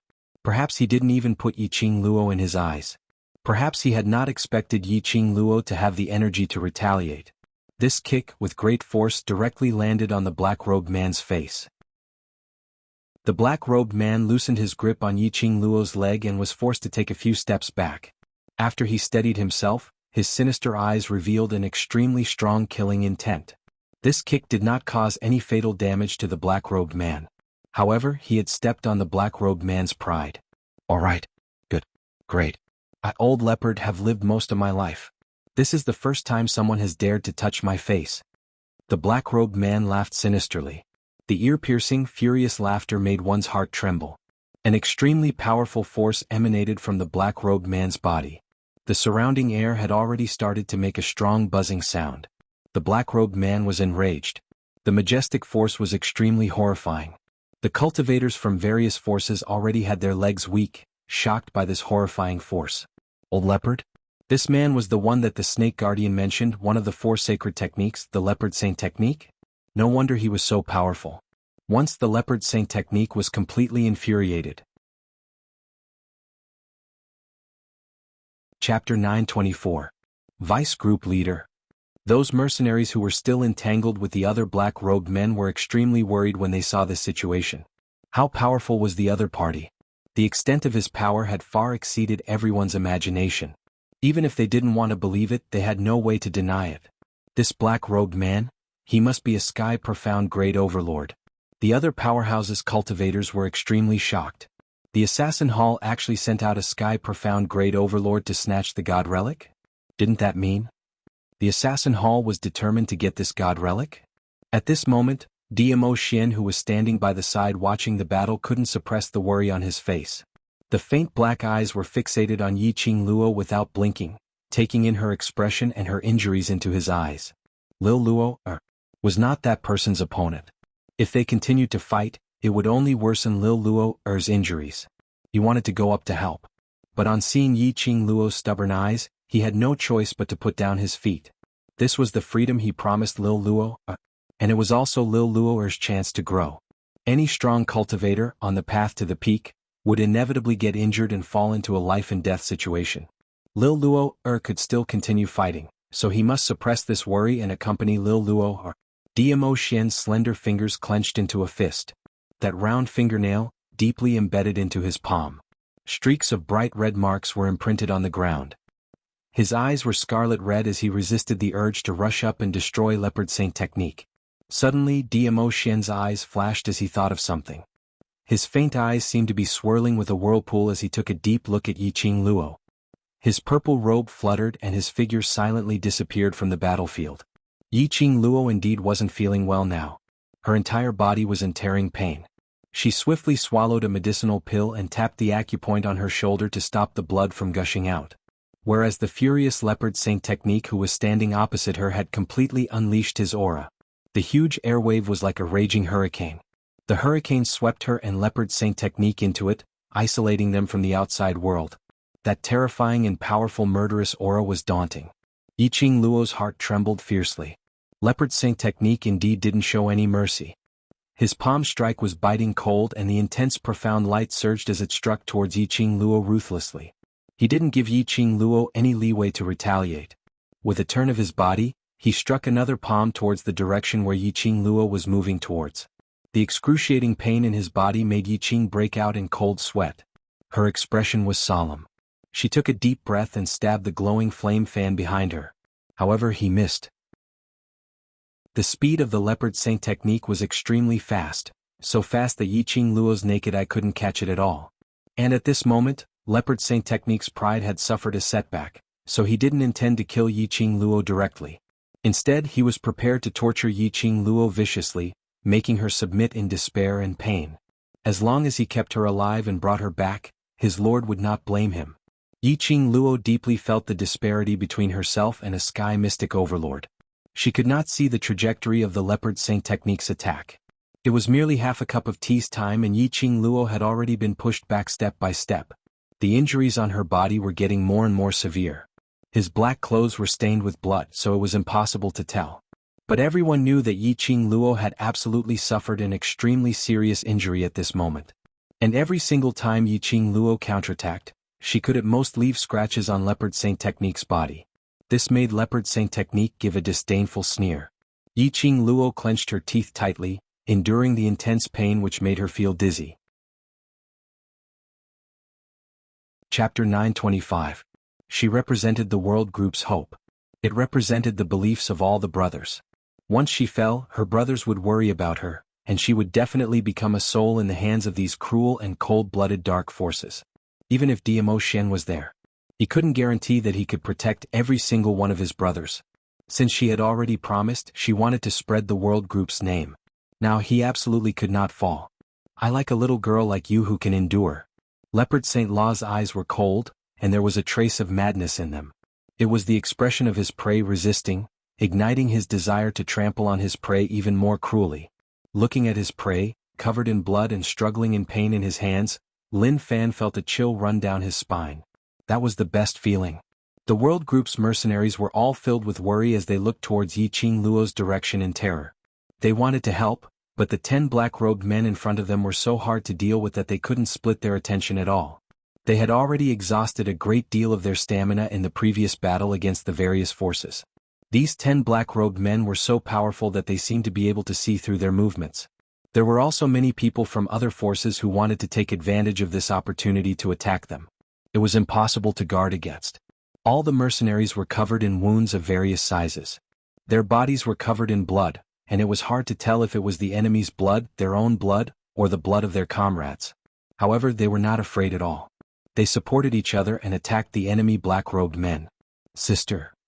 Kitty Lee looked at Yiqing Luo, who was covered in blood, and with a cat's acute sense of smell, she could clearly smell the familiar smell of blood.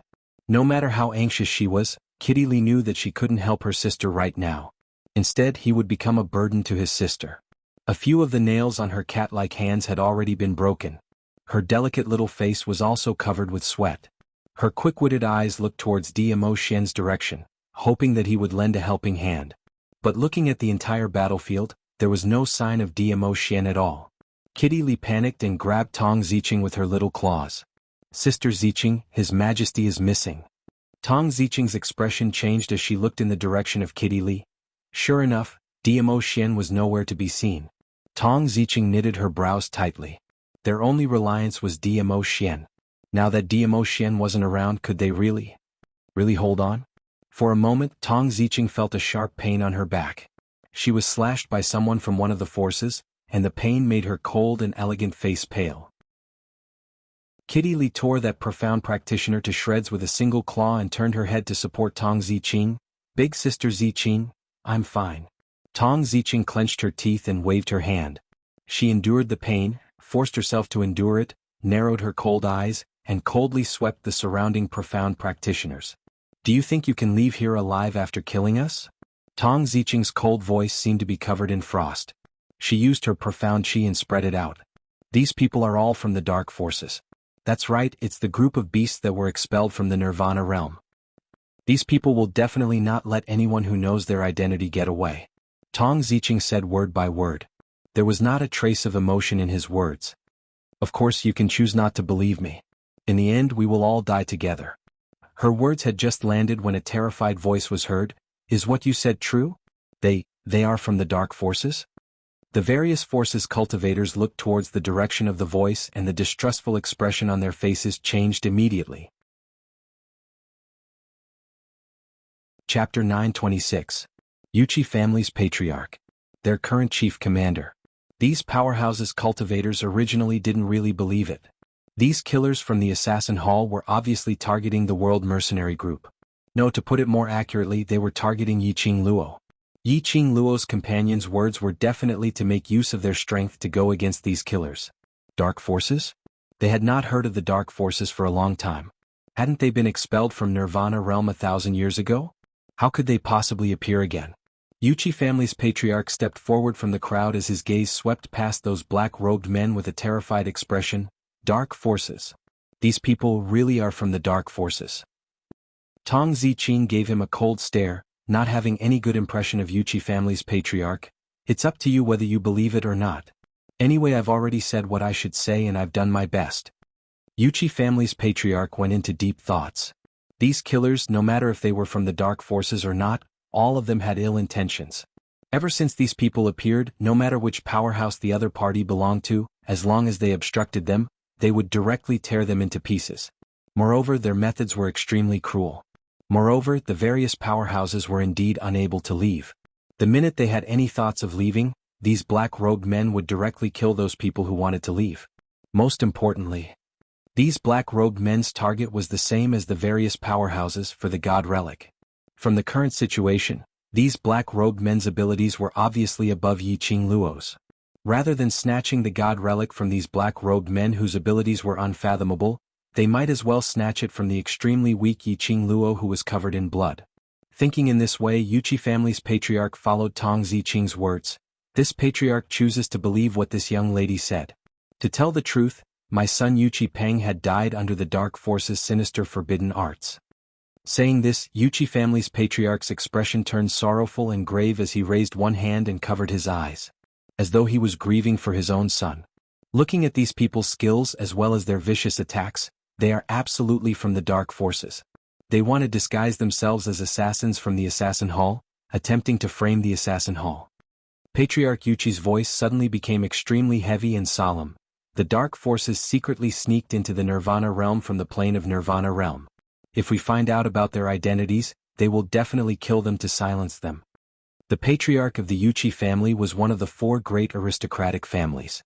His words were naturally more important than those young mercenaries from the World Group. Immediately, the various forces became anxious and uneasy. They all looked at the Wuxia family head, waiting for his suggestion. I, Yuchi Hongwei, head of the House of Yuchi, hereby declare my intention to cooperate with my fellow comrades.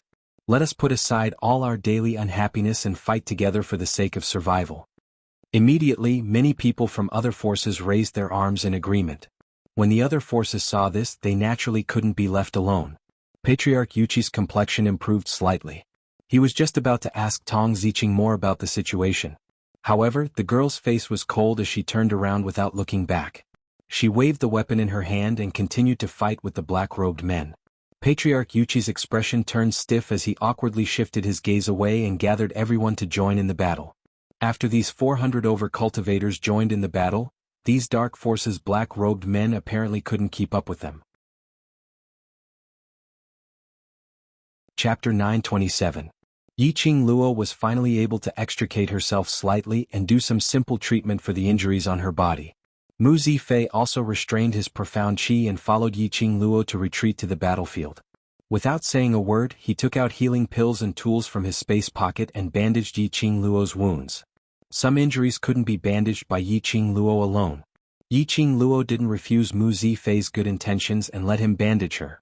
But her gaze was fixed on the few people in front who were obviously not Leopard Saint Technique's opponents. She didn't see Mu Zifei's increasingly ashen face as he bandaged her wounds.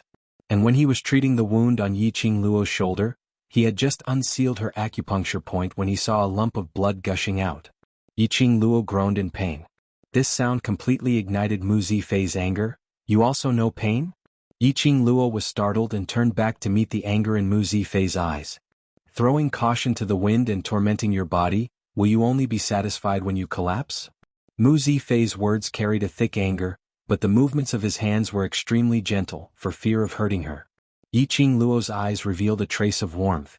She lightly hooked her lips and smiled. I'm fine. I'm a doctor, I can see whether you're fine or not. Mu Zifei's brows were tightly knitted. If I suggest you start to rest now and don't do any strenuous actions, will you agree? Yiqing Luo silently lowered her eyes. Seeing this expression, Mu Zifei also understood that it was useless to say more. He pursed his lips and lightly sighed. Why don't you let the Overlord take action? As long as DMO Xian took action, no matter how strong the so-called dark forces were, they wouldn't have the power to resist. Why did they have to make themselves riddled with scars? Mu Zifei really didn't understand this approach. Yiqing Luo's eyelashes trembled as her gaze swept over the injuries on her body. Her expression was very calm and didn't show the slightest bit of shock because of the injuries on her body.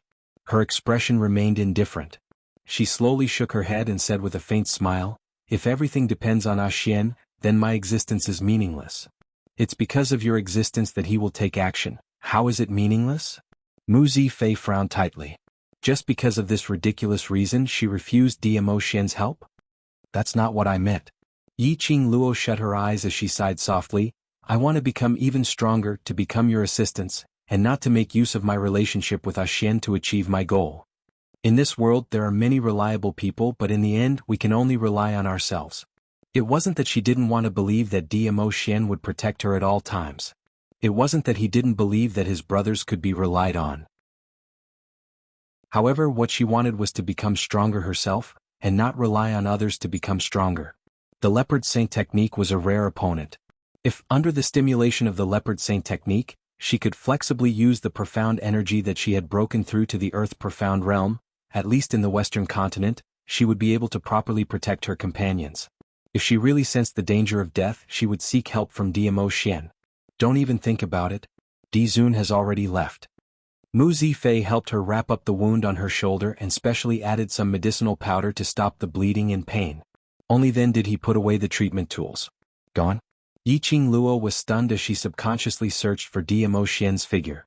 Indeed, within 100 meters of the entire Ling King's tomb, there wasn't a single trace of DMO Xian. Where did he go? Because she let herself get injured and refused to open her mouth to ask for his help. So he was angry? Yiqing Luo pursed her pale lips. Actually, if it was her. If DMO Xian forced her to watch him get injured and not intervene, she would also be angry. Chapter 928. Thinking about it from another perspective, Yiqing Luo suddenly felt that her request was too much. Ah! A miserable shriek was heard. Tong Ziqing's petite body was flung out heavily. She crashed onto the ground as she spat out a mouthful of blood. Sister Ziqing. Kitty Lee's face was extremely pale as blood trickled down from the corner of her mouth. Ziqing. Yiqing Luo wanted to stand up but she had no energy at all. Her face was slightly pale as she looked at Mu Zifei. Mu Zifei had already packed up the treatment tools as he stood up and looked at the other end of the battle. You need to rest until the medicine takes effect. Before that, we will help you fight for time to heal. He lifted his foot and took a few steps towards the battlefield before stopping again. You should also have healing elixirs on you that are stronger than mine. At the very least, you need to rest for the time it takes for an incense stick to burn. Saying that, Mu Zifei had already pulled out his soft sword as he charged towards the Leopard Saint Technique's direction. Kitty Lee also heard Mu Zifei's words. She took a look at Yiqing Luo who was sitting on the ground with a pale face. She took another look at Tong Ziqing who was lying on the ground with a mouth full of blood. Kitty Lee bit her lower lip as her lively eyes stared deeply at Yiqing Luo. Sister, Kitty will help you fight for time to rest. Saying that, she turned her head and with a leap of her legs, she charged towards the Leopard Saint Technique once again. Yiqing Luo's brows twitched as she realized that Kitty Lee might be doing something incredible as she immediately got up to stop her. Kitty! Come back. But her legs were weak as she sat on the ground powerlessly. Kitty? Kitty Lee's figure was like a nimble cat as she kept on scuttling. That long and slender black tail had already shot out of her robe. She stood in front of the Leopard Saint Technique, her eyes as pure as a cat's, full of determination. She wanted to protect her sister. Protect her sister. Even if she had to exhaust her own beast power, she must fight for time for her sister. The little girl's body suddenly shot out an extremely intense black light. A black cat's shadow appeared behind the girl. That black cat extended its sharp claws as it bared its fangs and placed it by its mouth as it stroked lightly. Indistinctly, an extremely sharp cat's cry could be heard. Meow, it was a cry that seemed to be able to penetrate one's heart, causing one's soul to tremble. The shadow of the black cat slowly spread behind Kitty Lee, and finally turned into a shadow with the size of a tiger. Erect ears. His long tail kept swaying. From time to time he would lick Cat's Claw's tongue. That shadow was vivid and lifelike. The expression on Kitty Lee's face had also abruptly faded away from her usual innocence and innocence. What replaced it was a wild and murderous expression. It was as if he had become another person. No, it should be a different soul. Kitty Lee's body and soul were no longer Kitty Lee. Instead, it was this black cat shadow. Meow, Kitty Lee squinted her extremely lazy eyes, and the corners of her mouth curled into a sexy, cold arc. Her wild eyes were fixated on Yiqing Luo. Furrowing her brows, Kitty Lee snorted impatiently. You summoned me just to protect a weak human like you? She scoffed lightly, extremely disdainful. You're indeed just a waste. Meow. After interacting with humans, you've really assimilated yourself with them. Meow. Yiqing Luo's brows creased, not liking this Kitty Lee's tone and expression. Chapter 929. Beastman Races. Forbidden Technique? Which meant that this special ability was prohibited by the Beastman race. Kitty Lee had used this special ability, wouldn't it be, as if he could read Yiqing Luo's thoughts, Old Man Song explained. This special ability is also known as. After using this ability, the Beastman race's hidden beast consciousness will be awakened, reaching the state of unity of mind and body. This way they will be able to display all the power of the Beastman race. And once this ability is used up, the beast's power will be exhausted and the Beastman race's body will fall into a deep sleep, approximately 3 days in the Nirvana realm. Which meant the cat beast in Kitty Lee's body had awakened. The current Kitty Lee was a cat beast in the Beastman race. You don't have to worry that this cat beast will do anything to harm Kitty Lee's body or any of you. Old Man Song continued to explain, even if she completely inherited the cat beast's power, she is still Kitty Lee and has Kitty Lee's memories. Like what Kitty Lee said, she was summoned by Kitty Lee to protect Yiqing Luo. She would complete her mission and fall into a deep sleep in Kitty Lee's body. Yiqing Luo shook her head slowly. I'm not worried that she will hurt me, but Kitty Lee did this. Once the cat beast's power is exhausted at this juncture, it will be very easy. The Leopard Saint technique was so powerful that Yiqing Luo couldn't guarantee that she could still defend against it and protect the sleeping Kitty Lee at the same time. So lass, become stronger and protect them. Old Man Song sighed. The current you has enough ability to pass the second level of the Purgatory Tower, perhaps. The third level also has a chance. After everything is over and you are sure that your body is fine, you can start to challenge the Purgatory Tower. Yiqing Luo responded softly. Her pair of charming eyes were gradually dyed with the radiance of unswerving determination. Yes, she wanted to become stronger. Only by being strong, surpassing everything, could she protect the people she wanted to protect. There was no need to fear the leopard saint technique. There was no need to fear the so-called Lord. Kitty Lee's extremely lazy eyes swept across Yiqing Luo, who was covered in wounds. Forget it, no matter how bad this human was, she was still the one chosen by the cat beast. As the spirit of the cat beast, she would do her best to protect the people she wanted to protect. When she turned her head to look at the leopard saint technique, her expression suddenly turned sharp. All the hair on his body stood on end as if he was staring at something dangerous. That was the acute sense of a cat.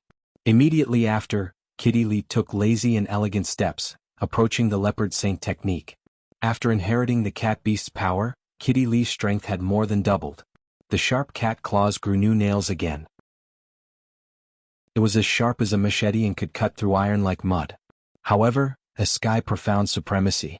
Moreover, a power that was at least at the pinnacle was not something that an ordinary cat beast could contend against.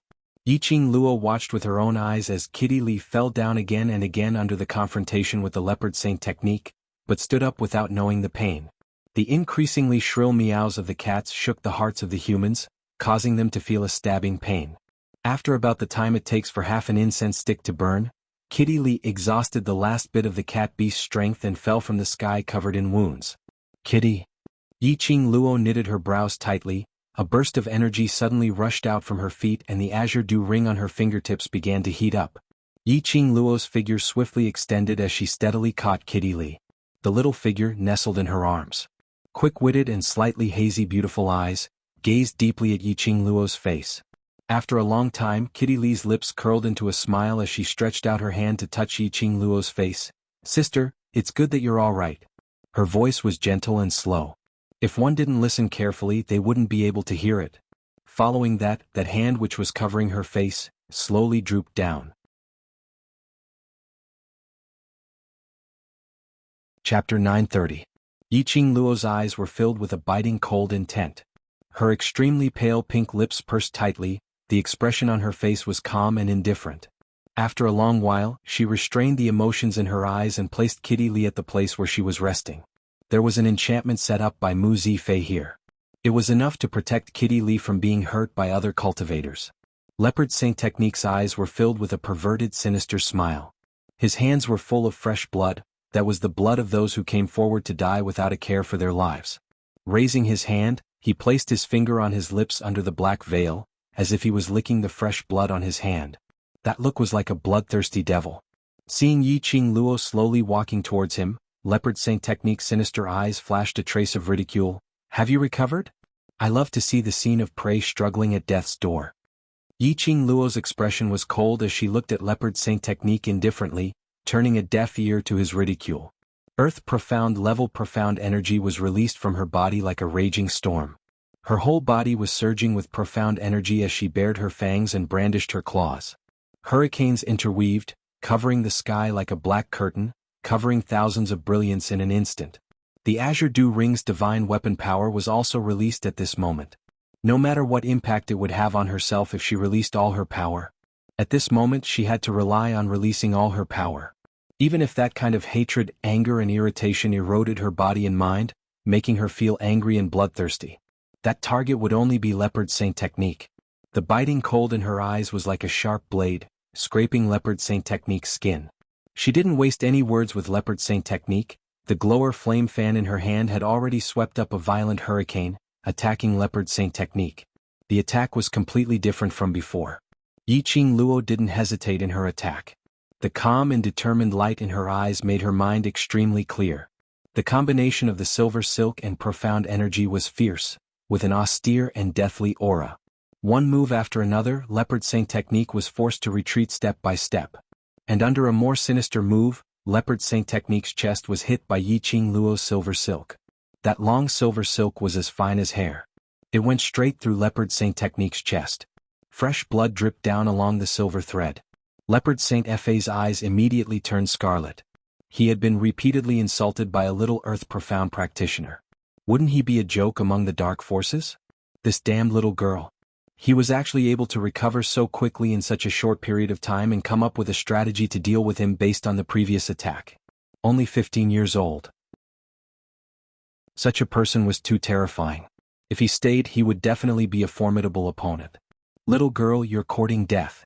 Leopard Saint Technique's anger rose once again. His palms immediately set off a terrifying palm wind, striking towards Yiqing Luo. A strong pressure pressed towards Yiqing Luo's face. Yiqing Luo knitted her brows and reacted swiftly, displaying her footwork to evade immediately. The remnant power of the powerful and enraged palm energy still brushed past her back. Yiqing Luo cried out in pain as she endured the intense pain coming from her back. She opened her glower flame fan and set off a wind blade. Then he used the silver threads to create a protective shield in front of him. The Leopard Saint Technique snorted and soared into the sky. His figure instantly disappeared into the air. Yiqing Luo's eyes gradually sunk as she felt the dangerous airflow in the air. Behind her, a void split open. A sharp claw was about to clasp Yiqing Luo's shoulder. Chapter 931. Her injured back scraped against the gravel on the ground. Instantly Yiqing Luo frowned in pain, her brows kept trembling. Her forehead was already oozing cold sweat. Her petite body was trembling slightly.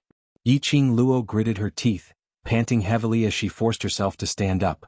She could clearly feel the feeling of liquid flowing out from her back. Her entire back felt extremely itchy. The prickling and itchy feeling was unbearable. TSK. I'm starting to like you more and more. Leopard Saint Technique said so, but the profound energy he used was merciless. His so-called liking. It should be, more and more he wanted to play her to death bit by bit. Yiqing Luo's footwork became faster and faster. But she could only avoid the fatal attack on the vital parts.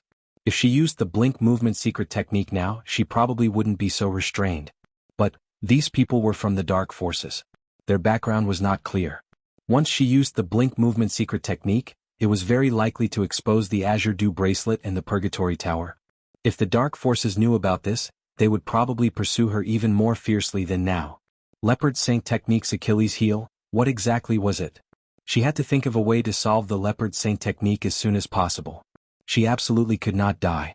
And absolutely could not allow Leopard Saint Technique to be arrogant. Otherwise, not only would she lose her own life. Her brothers, her companions would all lose their lives here. Based on her own physical condition, she couldn't hold on for too long. Xian he would definitely rush back. She believed that Xian wouldn't leave angrily regardless of her life or death. Thinking of this, Yiqing Luo's eyes suddenly lit up. She looked down at the protective shield surrounding her. Taking a deep breath, she directly rushed towards Leopard Saint Technique. After a few strikes, the protective shield formed by the silver threads had already been smashed into pieces by Leopard Saint Technique's attack. This was the moment. Yiqing Luo didn't retreat because of the broken protective shield. But she directly went against Leopard Saint Technique. Those broken silver threads were like vines, rapidly entangling Leopard Saint Technique. The protective shield was formed by the silver threads. It was smashed into pieces, which was equivalent to the broken silver threads. Leopard Saint Technique didn't pay attention to those silver threads. Instantly, more than 10 silver threads pierced into his heart. This was not the end. Yiqing Luo saw that her plan was successful and her lips curled into a cold smile. You didn't expect it right. The glower flame fan and I are one body. My profound grade upgrade and the silver threads attached to the glower flame fan are also controlled by my thoughts. As soon as he finished speaking, the dozen or so silver threads that had pierced Leopard Sacred Technique's heart began to spread rapidly throughout his body. It continuously penetrated his internal organs. Fresh blood soaked the black clothes of the Leopard Saint Technique. A bloody smell lingered between the two of them. Damn it. Leopard Saint Technique only felt a stabbing pain in his body. Those sharp silver threads were constantly cutting his internal organs. In the depths of his eyes, wisps of mysterious yin qi darted about in his fury. Bitch. You will pay a painful price for your actions. The scarlet eyes of the Leopard Saint Technique burned with raging fury, intertwining with the mysterious yin qi. He raised his hand, grabbed a handful of silver threads on his chest and pulled it out. Fresh blood splattered all over the ground. Leopard Saint Technique didn't care. If it wasn't for the cloud-pulling power between his brows, Yiqing Luo would have thought that this person couldn't feel pain. A cold glint flashed past the corner of Leopard Saint Technique's eyes. He grabbed that handful of silver threads, curling it into a circle and wrapped it around his wrist. Yiqing Luo's expression was shocked. and just as she was about to cut off this handful of silver threads. But the speed was not comparable to Leopard Saint Technique. Just with the silver threads, Leopard Saint Technique swung his long arm and pulled Yiqing Luo towards him. Chapter 932. Little girl, don't worry. I won't take your life for now. A cold voice sounded beside her ear. A chill ran down Yiqing Luo's spine. She saw his hand tightly clasping the tendons of her wrist. The Leopard Saint Technique would not take her life. But he wanted to completely destroy everything she had. They wanted to cripple her cultivation, dig out her profound heart jade, and turn her into a cripple so that she would be at the mercy of the dark forces? No. She would never let the Leopard Saint Technique destroy her. Even if it was destroyed, he had to drag the Leopard Saint Technique along with him. Yiqing Luo's pupils shot out a piercingly cold and determined glint. As if sensing her thoughts, the azure water ring heated up slightly. His heart suddenly surged with a powerful energy. Just as Leopard Saint's skill was about to sever Yiqing Luo's wrist tendons. Yiqing Luo took a deep breath, shut her eyes tightly and suddenly opened them. The light that shot out from his eyes instantly turned into a sharp blade and pierced straight into the Leopard Holy Technique's neck. The internal organs of the Leopard Saint Technique did not seem to suffer any internal injuries from being pierced and shattered. What about the neck? Unless the Leopard Saint Technique was not a monster. Otherwise, if his neck was pierced by Shen energy, even if he did not die, he would definitely not be able to continue fighting. Leopard Saint Technique apparently didn't expect that at this moment, Yiqing Luo still had the energy to retaliate. He quickly moved his neck to avoid the attack of the sharp blade. Just as he dodged the first blade, a second blade came slashing at him. The Leopard Saint Technique was one step too slow. The sharp blade didn't pierce his neck, but directly pierced through his shoulder. The fresh blood splattered onto Yiqing Luo's face. He actually dodged it. Yiqing Luo's tightly knitted brows creased into a few wrinkles. 2 consecutive sharp blades missed the Leopard Saint Technique's neck. Even if she still had the strength to create 2 more sharp blades, the Leopard Saint Technique was also vigilant. Sure enough, Leopard Saint Technique angrily locked onto Yiqing Luo's neck. His sinister eyes were filled with intense anger. He clenched his fingers tightly, and his eyes were filled with killing intent. I'm going to kill you. This was the first time he was injured to this extent by someone other than his lord. The other party was only a 15-year-old human girl. Anger, shame, unwillingness, all sorts of emotions spread from the bottom of his heart. Black chi surged in his eyes, and his murderous aura grew stronger. Yiqing Luo only felt that the breath of death was getting closer and closer to her. She was completely powerless to break free from the 5 fingers of the Leopard Saint Technique. It was as if all the strength in his body had been sucked out, and he was powerless to retaliate. She couldn't accept this. He didn't want to give up. She didn't want to die here. She didn't want to see the Leopard's sacred technique still alive to torture her companions. Moreover, she had yet to see Diamo Xian. At this moment, a deafening cry suddenly came from the horizon. A powerful and terrifying force descended from the sky. The Leopard Saint Technique was directly knocked aside. Yiqing Luo fell from midair. For some time, Yiqing Luo didn't feel any pain from falling onto the ground. Instead, she fell into a wide and incomparably warm embrace. The faint scent of sandalwood lingered in her nose, making her feel at ease. Ah Xian, it was him. He came back just in time. Yiqing Luo's curly long eyelashes fluttered as she tried her best to straighten her eyes, which had lost focus after her throat was grabbed. The minute she opened her eyes, she didn't meet with that pair of deep black peach blossom eyes. But a pair. Azure blue, huge like a pair of huge gemstone eyes, like the vast starry sky. Chapter 933. It was a little pungent, but Yiqing Luo had no time to care about that smell. She stared in shock at this huge dragon head. Following that, her heart pounded violently. Dragon. A blue-colored huge dragon. The arm around her waist tightened slightly, as though he was unhappy with her neglect towards him. Yiqing Luo turned her head around in a daze as her gaze congealed on the man's peerless face. That rosy lips were slightly pursed as his brows revealed some displeasure. You don't want me to interfere in your battle, I respect you. I spent so much effort to find this human dragon to assist you, but you just stare at a dragon in a daze. A low and hoarse voice rang in her ears. The warm male breath sprayed onto Yiqing Luo's earlobe. It caused the young lady's tender neck to pop out with beads of sweat.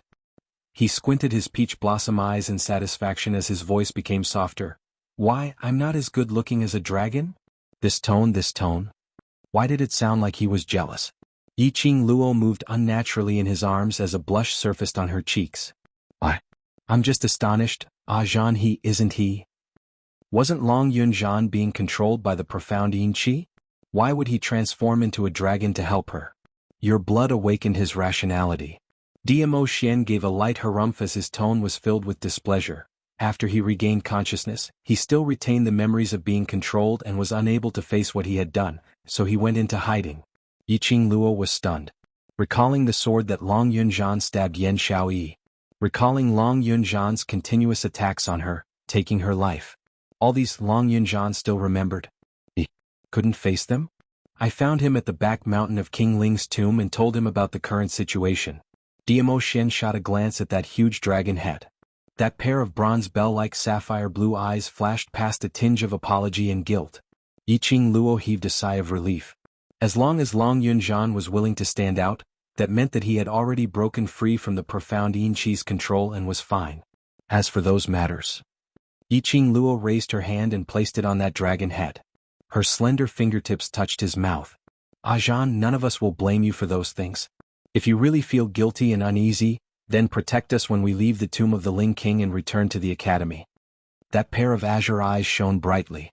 Immediately after, the huge blue dragon circled in the air, and waves of dragon roars tore through the sky. He lowered his head and his beard straightened as it landed right in front of Yiqing Luo. This was inviting Yiqing Luo to sit on him. The corners of Yiqing Luo's lips curled up slightly, her blood-stained alluring face looked so flirtatious. Diamo Xian released her slender waist and did not stop her.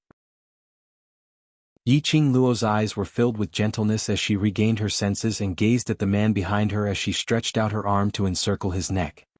He tiptoed and planted a light kiss on those rosy lips. She said softly, Xian, I'm sorry for making you worry. Definitely, there won't be a next time. Let me be willful one more time. Wait for me. With that, she flipped over and leaped onto Long Yunzhan's back. The giant dragon spiraled up to the sky once more, streaking across the sky like a bolt of lightning. Numerous people below fell into a state of shock. Even those 10 black-robed men from the dark forces stared at the sky in shock. Dragon. The blue giant dragon's scales shone like flowing lights. That dragon roar shook everyone's heart. It was actually a dragon. The supreme dragon? The dragon that could only be seen in books? It actually appeared right in front of them. Chapter 934. This wasn't the end yet. What was even more shocking was yet to come. Just as everyone was in a daze from the shock, staring at the blue huge dragon, suddenly an earth-shattering tiger roar tore through the air. Under the huge dragon, a huge white tiger was suspended in mid-air. It was said to be huge, because it was at least 5 times the size of an ordinary tiger, and it was so sturdy that it made one tremble in fear. That white tiger stood majestically below the blue huge dragon, but it wasn't suppressed by the huge dragon's prestige at all. Its fur was snow-white looking furry. On careful look, one could tell that the fur was as hard as steel. The king word on its forehead was sparkling with radiance. Its fangs were sharp and its claws were hard. White tiger. One of the ancient 4 sacred beasts, hailed as the ancestor of sacred beasts, white tiger. This was even higher than the overlord's 9-tailed fox sacred beast by several grades. What kind of day was today? A legendary dragon had arrived. There was even a legendary holy beast, the white tiger. Heavens, were they dreaming? Cultivators from various powerhouses had their eyes opened wide, filled with shock and astonishment. They pinched themselves, slapped themselves. But eventually this huge dragon, this sacred beast white tiger, was still majestically floating in mid-air. Wait. Patriarch Yuchi's expression was grave, but he couldn't conceal the greed and envy in his eyes. He raised his head up high, staring at the 2 legendary god-grade sacred beasts as he asked in a trembling voice, This dragon can be confirmed to be the World Group's Vice Group Leader's dragon, then? Where's the sacred beast white tiger? Everyone regained their senses from the shock. They immediately reacted. Right. They were now standing on Yiqing Luo's side, battling against the 10 over people from the dark forces. This supreme dragon was Yiqing Luo's dragon. Then she would be able to deal with these unkillable perverts from the dark forces. But where's that sacred beast white tiger? Was it the dark forces white tiger or Their sides war pet? Very quickly they got their answer. When the girl on the back of the blue dragon saw the white tiger, her eyes were filled with joy. She opened her arms towards the white tiger and said in a joyful voice, "Chi-Chi." When the white tiger heard the call, it turned its huge body, raised its head and rubbed against the girl's bosom. However, it was simply too big. The girl could only hold on to a small patch of fur on the white tiger's head. The tiger's roar gradually became deeper, as if it was filled with joy. Yes, this holy white tiger was Chi-Chi, who had been in a deep slumber for an entire month. It was 3 times bigger than when he first saw Mu Chi-Chi. Clearly, it had leveled up in its sleep. Or perhaps it was because the current Yiqing Luo had found her profound jade heart and obtained the power of the divine relic. As a battle pet with a blood contract, the battle pet would share its power with its master. The pet's strength would change according to its master's strength. "Master, Chi-Chi misses you so much." That childlike voice entered Yiqing Luo's ears. This made Yiqing Luo suddenly stunned. She immediately regained her senses as she stared at Chi-Chi. "Chi-Chi, it's you?" "Yes, master. Chi-Chi can now use the human language to converse with you." Chi-Chi smiled excitedly. That tender and crisp voice was especially lovable. After Yiqing Luo's shock, she was instantly overjoyed. Not only had her Chi-Chi strength increased, she could even speak in human language. Chapter 935. Hearing Chi-Chi's words, Yiqing Luo suddenly regained her senses. Her gaze immediately fell onto the battlefield below, on Leopard Saint Technique, who was still lying on the ground being treated by the profound Yin Qi as her gaze turned cold. Now wasn't the time to question Chi-Chi. She had to at least get rid of these 10 people from the dark forces. When the blue huge dragon and the sacred beast white tiger's vision were fixed on Leopard Saint Technique. Leopard Saint Technique, who was still fighting for time to treat himself, turned steely green. This trip to Nirvana Realm had shocked him greatly. Nirvana Realm not only had the beast human race, there were actually dragons and ancient sacred beasts. No wonder His Highness tried so hard to occupy Nirvana Realm. "Ajahn Chi-Chi. Let's work together and capture these few people from the dark forces alive." Yiqing Luo had no intention to kill Leopard Saint Technique, just crippling him was enough. Regarding the dark forces, the things that Guardian Snake knew were definitely not as much as Leopard Saint Technique. Even if Leopard Saint Technique wasn't willing to speak, she had the ability to pry open his mouth. The blue huge dragon let out a long dragon roar. It was mixed with a deafening tiger roar. 2 huge shadows leaped down from the sky. The people of the various forces were completely shocked. One was a supreme dragon, and the other was a holy beast, the white tiger. They were both Yiqing Luo's war pets? How was this possible? How could Yiqing Luo possibly own such a high-leveled war pet? No wonder Yiqing Luo dared to be so arrogant and egotistical. As though she had no fear towards anything. From today onwards, the legend regarding Yiqing Luo would shake the entire West Continent, and even Nirvana Realm. The world group's reputation had completely spread. Leopard Saint Technique and the other 9 cultivators from the dark forces had no way to retaliate under the huge dragon and white tiger's attack. The battle situation had completely reversed at this moment. It was merely half the time it took for an incense stick to burn.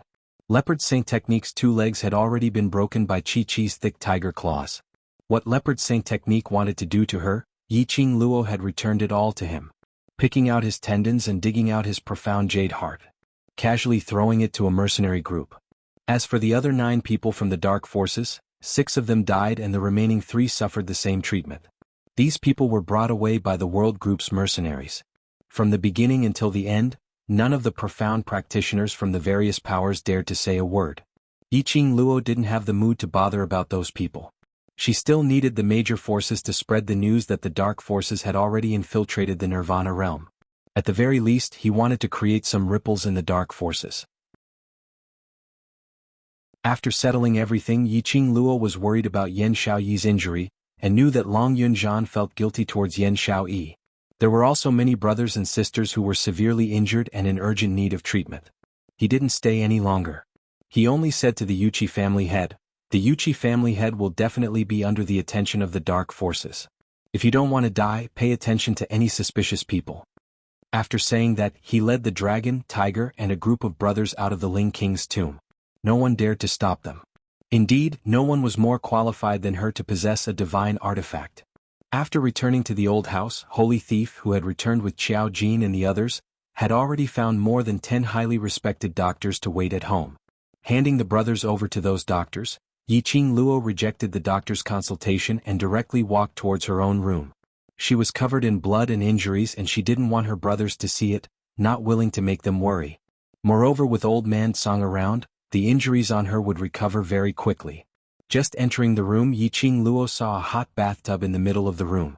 The fresh lavender fragrance floated over, making her tensed-up body and mind uncontrollably relax. She slowly walked towards the bathtub, as her slender jade fingers unbuttoned the black-colored clothes which had been solidified by the blood. Just as the indecent clothes were half removed, the tightly shut door was pushed open with a bam. The gentle breeze brought along a familiar sandalwood scent. Yiqing Luo was stunned, and before she could even say a word, she already felt a scorching hot man's body approaching her. Dmo Xian condescendingly gazed at the young lady in front of him. His dark eyes slowly filled with blood, as it was dark and gloomy to the extent that it was terrifying. His scorching gaze slowly swept past her exquisite petite body. His gaze touched the softness in front of her chest, and a feeling which made one's mouth dry instantly attacked him from all directions. Chapter 936. Dmo Xian. Yiqing Luo's face blushed as she bit her lips in anger. Why did he come?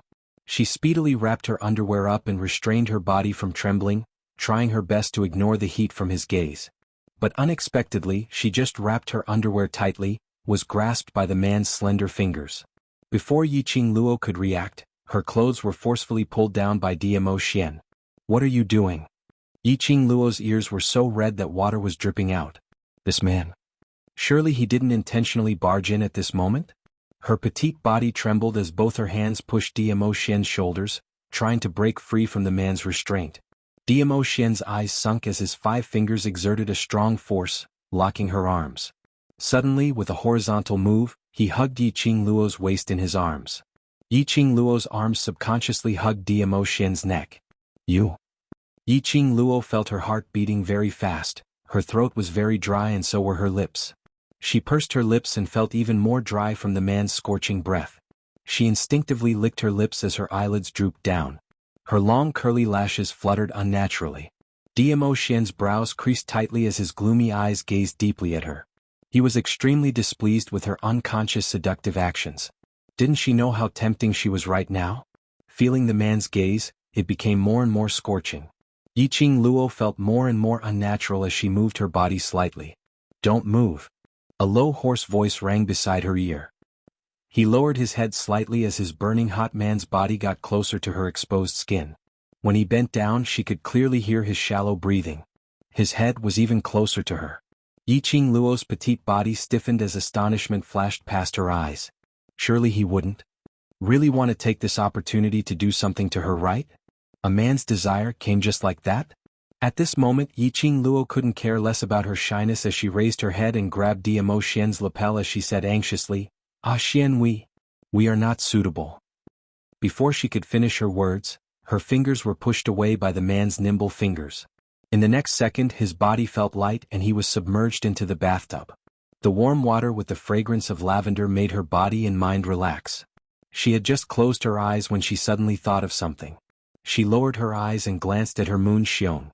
Sure enough, she saw that the white doo-doo in front of her chest had been untied by the man and thrown somewhere. She didn't notice it at all.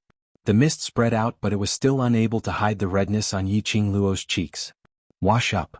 A deep voice sounded from behind her. He was still standing by the tub. Yiqing Luo shrank back into the water. Fortunately, the water was soaked with flower petals, otherwise, wouldn't this man see everything? Wait a minute, get out. She was bathing, why did he have to stand at the side and watch? Even if they had already confirmed their relationship. But, it wasn't to the extent where they could be honest with each other, right? Moreover, what the hell did he mean by, clean up? After washing it clean so that he could eat it? This thought made Yiqing Luo's cheeks turn even redder. Poo. What was she thinking about? Yiqing Luo patted her own face as the warm water wetted her cheeks. Only this pat, Yiqing Luo suddenly realized. Her originally smooth and fair hands were now covered with big and small wounds.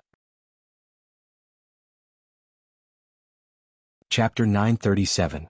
Yi Qing Luo's pupils dilated at this moment. These injuries were left behind during the battle with the Leopard Saint technique in the Ling King's tomb. After Mu Zi Fei's treatment and pain relief, she didn't feel any pain at all. She had also neglected these small injuries on her body. Not only her arms, her back, her legs, her entire body. It was filled with bright red wounds that were dripping with blood. Even for herself, when she saw this scene, she couldn't help but shiver. Not to mention Diamo Xian, who was standing by the side looking at her body and mind. The wash clean he mentioned, was he asking her to wash the mess on her body?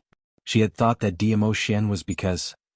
Yi Qing Luo curled up her body in the water as the shyness on her face disappeared. Her pink lips trembled as her voice turned slightly hoarse. Ah, Xian, go out first.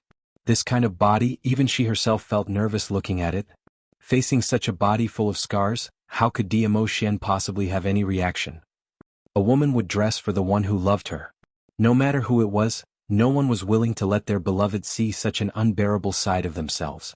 Diamo Xian's gaze was deep as he stared at the inexplicably gloomy young lady in the water, as his brows creased tightly.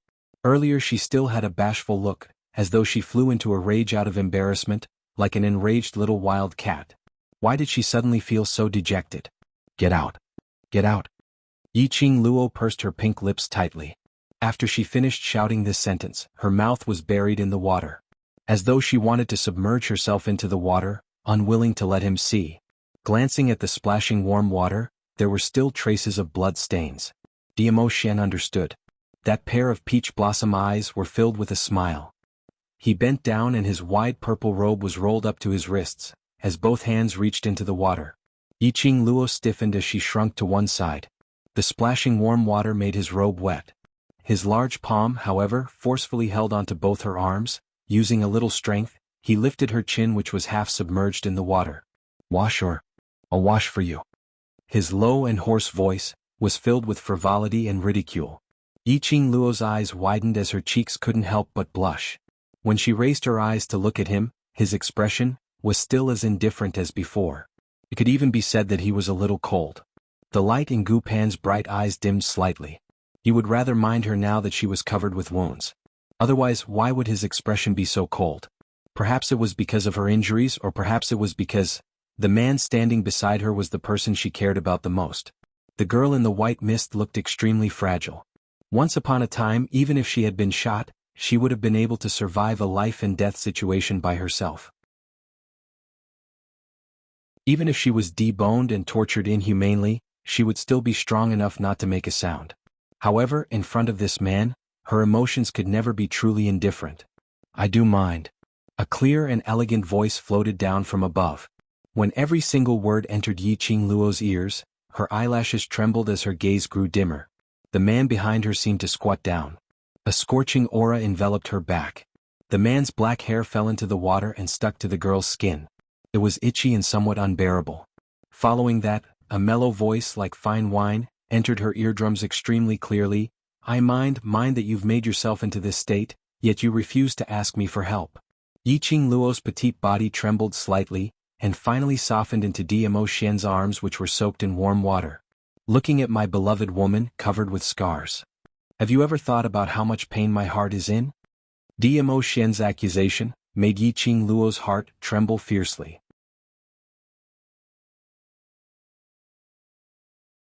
Chapter 938.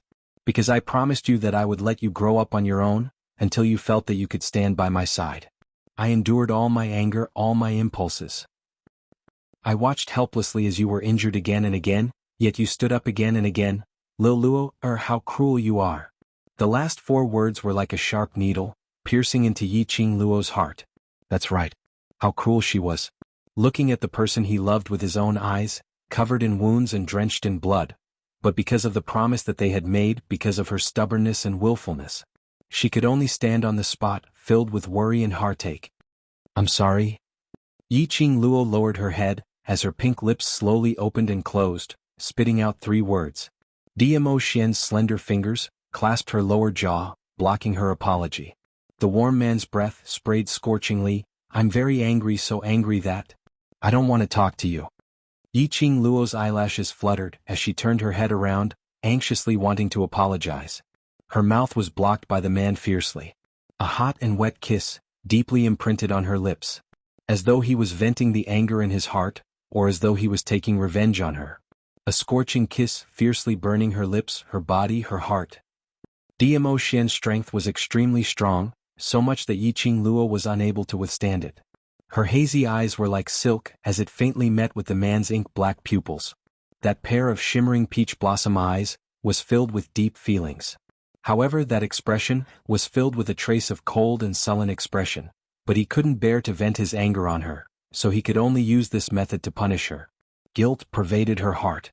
Butterfly Wing's eyelashes drooped slightly, as Yiqing Luo automatically stretched out her arms, wrapping them around Dmo Xian's neck, giving herself completely to him.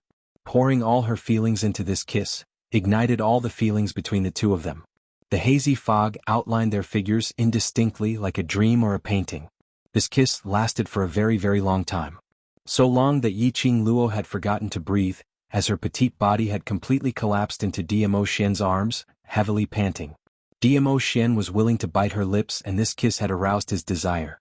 The large palm which was holding onto Yiqing Luo's slender waist slowly moved upwards, directly covering the young lady's soft chest. Yiqing Luo bit her lips tightly and buried her head in Dmo Xian's chest. She was completely naked now, nestled in Dmo Xian's arms. She even took the initiative to kiss him. Oh my God! Yiqing Luo's cheeks were flushed red, so embarrassed that her entire body, which was covered with scars, started to turn pink. Especially the tips of his ears, which were so red that they looked like they could drip water. The hand in front of the moon Xiong had already started to move according to its own instincts. Yiqing Luo immediately pushed Dmo Xian's hand away. Ah Xian, enough. His broad and hot palm brushed past the skin on her chest. This caused Yiqing Luo's body to tremble even more violently. And because of this push, Dmo Xian's rationality returned to his mind. His dark and gloomy eyes swept over the blushing girl in his arms. Suddenly, Dmo Xian's long arm tightened around her, hugging her tightly in his arms. Yiqing Luo wanted to struggle, but she heard the man's scorching and heavy breathing, each more hurried than the other, as though he was enduring something.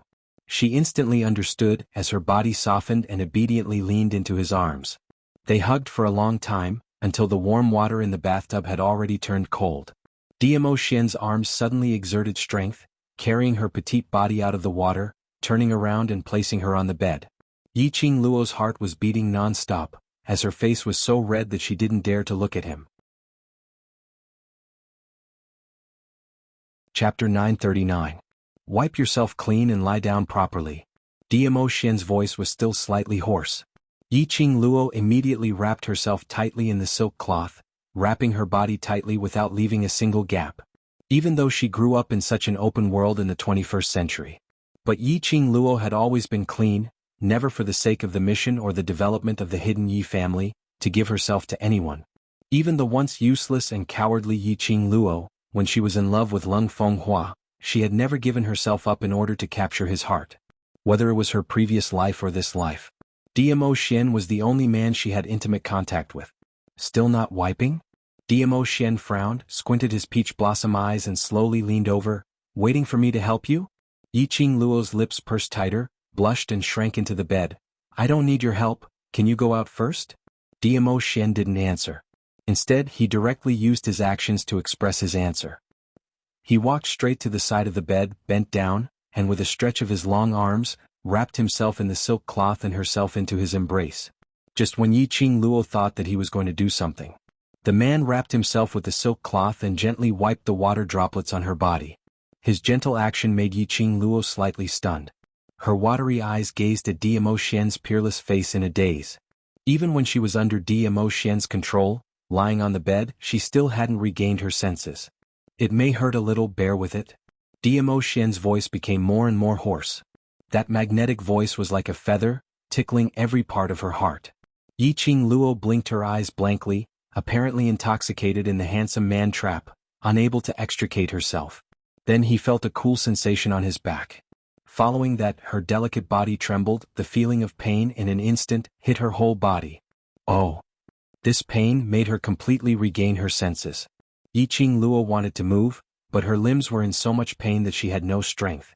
Just a slight movement, there was a burst of tearing pain on her skin.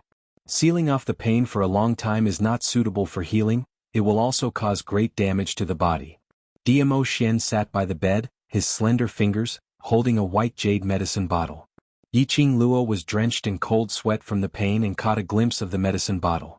This was the medicine bottle that Dmo Xian was holding in his hand when he barged into the room. He was here to apply medicine for her? His heart was moved. Dmo Xian's light snort drifted into his ears. It's better if you die from pain. If it's not painful, you don't know how to learn. Dizun, can we still have fun? The feeling of being touched disappeared in an instant. When Dmo Xian applied the medicine, he was extremely serious and cautious. His black hair cascaded down like a cloud of smoke. Every now and then, he would brush his black hair aside to prevent his hair from falling onto Yiqing Luo's body, sweeping away the medicinal dew on her body. The sparkling and translucent medicinal fluid flowed over every inch of Yiqing Luo's skin. After the ice-cold feeling came the sharp pain of the wound tearing. This was an antiseptic and anti-inflammatory medicinal liquid. Furthermore, it could also wash away the pain-killing powder that Mu Zifei had applied on her wounds when he was treating her previously. Yiqing Luo endured the pain as she laid prone on the bed, her slender fingers clutching the sheets tightly. Her little face was slightly red, her eyes were tightly shut, her expression was slightly painful. Her pearly white teeth tightly bit her lower lip, as if she was restraining herself from moaning in pain. But in reality only she knew. Her current situation was simply. Chapter 940. The injuries on her body were indeed painful. But Yiqing Luo was already used to it. Especially, the man sitting by the bed made her have no extra thoughts to pay attention to that little bit of pain on her body. The stunning face buried under the white pillow was extremely red. The man's slender fingers brushed the ointment over her body. The iciness of the ointment was the same temperature as the man's fingers, making her body tremble from time to time, itching to scratch. Once she thought of herself lying naked in front of Dmo Xian, allowing his fingertips to caress every inch of her skin. She felt extremely ashamed. Restraining the trembling of her petite body, restraining her voice that was about to overflow. The injury on the back has been applied. Dmo Xian's eyes flickered slightly as his throat moved. Yiqing Luo's heart trembled as she clutched the blanket tightly, covering the scenery in front of her. I'll do it myself, I'll do it myself. She sat up straight and coincidentally met eyes with Dmo Xian's bent body. From that pair of obsidian-like eyes, Yiqing Luo saw a trace of ridicule. So Lil Luo wants me to apply medicine all over your body. The man's low and hoarse voice was suppressed to an extremely low level. In this atmosphere it was especially tempting. Yiqing Luo's cheeks flushed red as she shyly lowered her head and growled in a low voice, Who wants you to apply medicine on me? The man gave a low laugh. The body that was half sitting by the side of the bed was trembling slightly from laughing. The entire bed also gave off a trembling sound. Such an atmosphere, it was a romantic feeling. Coupled with the sound of the bed's trembling, it seemed more and more ambiguous. The surrounding air temperature gradually rose.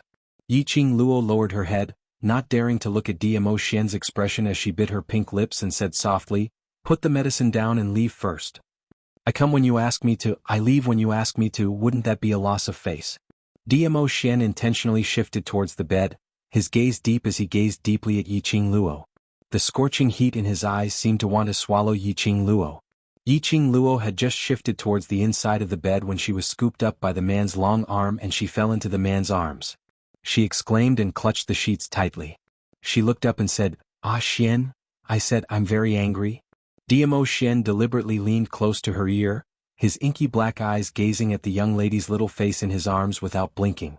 Seeing her blushing because of him, her charming eyes filled with shyness, the bottom of his heart seemed to be filled with a warm, soft and sweet feeling. The girl in his arms stiffened. The struggling stopped.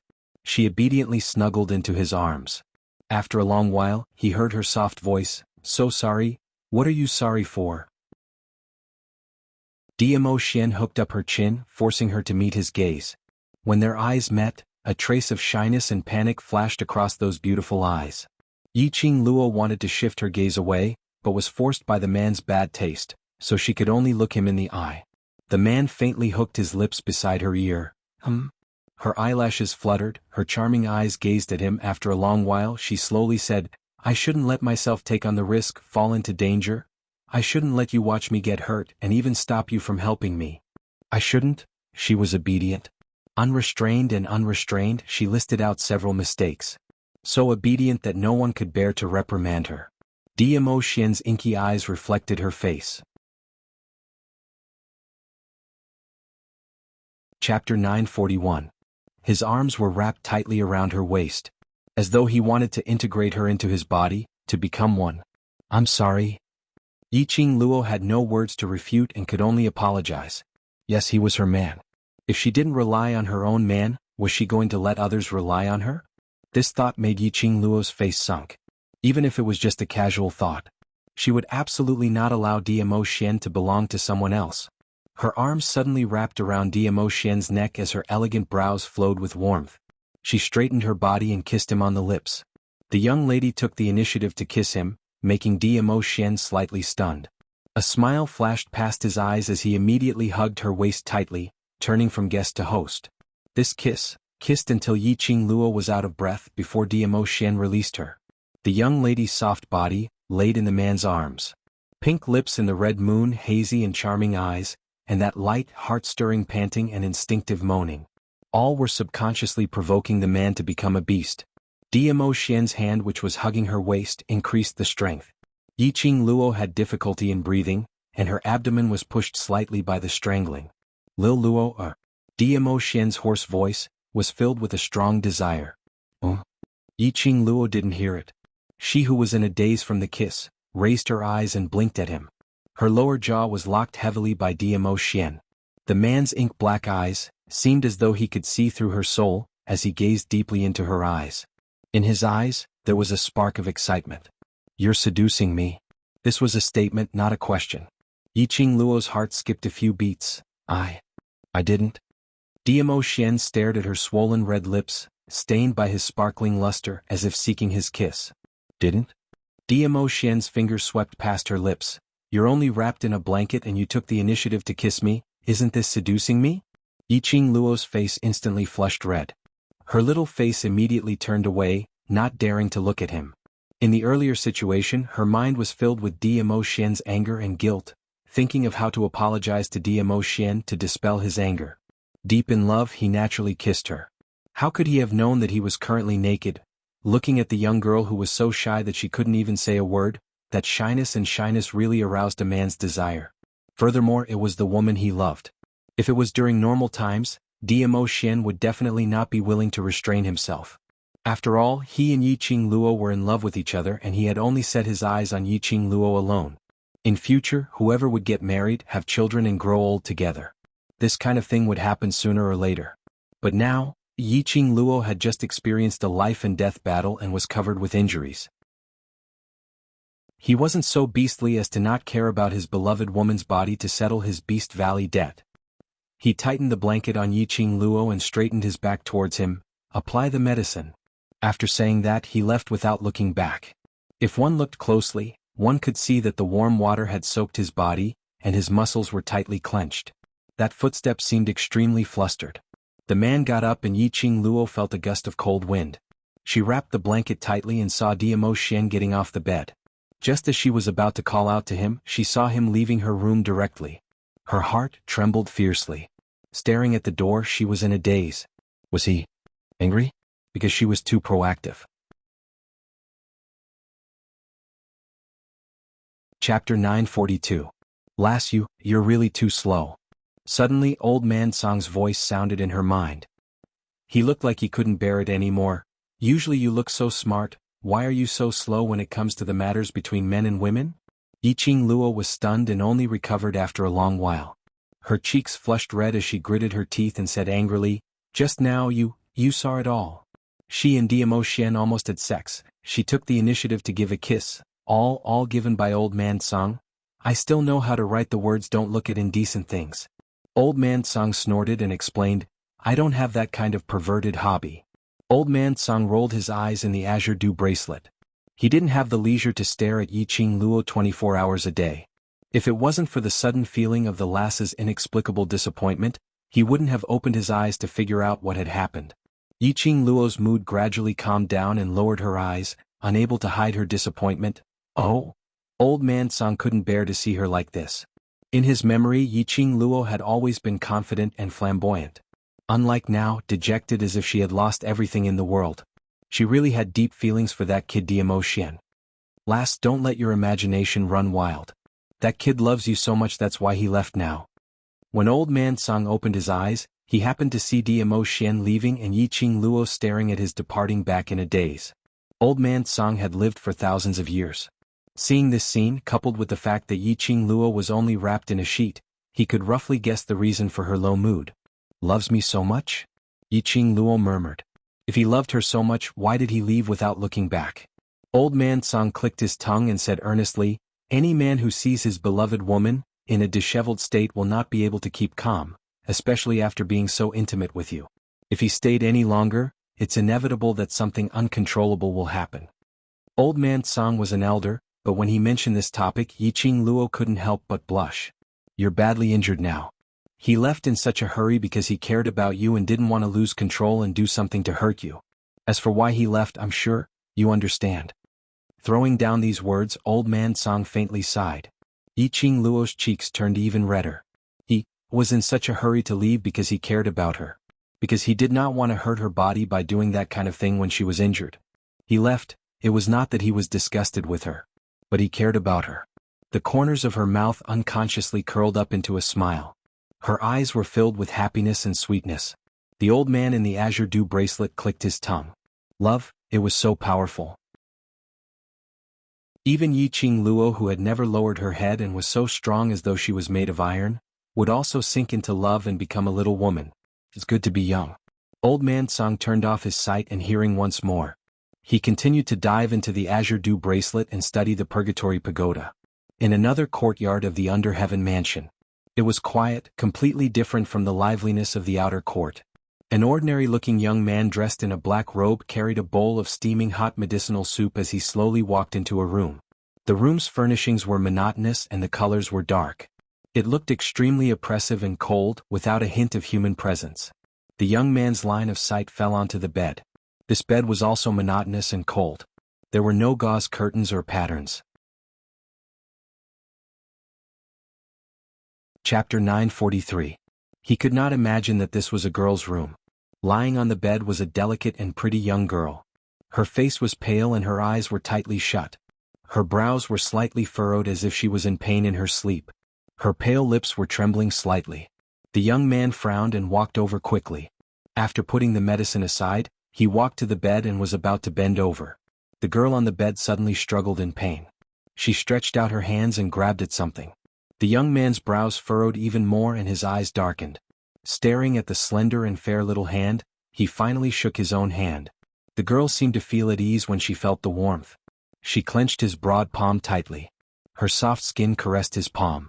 It carried the unique fragrance of a girl and entered his nose. The young man was stunned for a while. He bent over and sat by the bed. He was about to wake the girl up. Perhaps the girl sensed that someone was approaching. She held the young man's hand and slowly moved closer to him. In the end, she found a comfortable position in his arms and fell asleep peacefully. Her tightly knitted eyebrows also relaxed.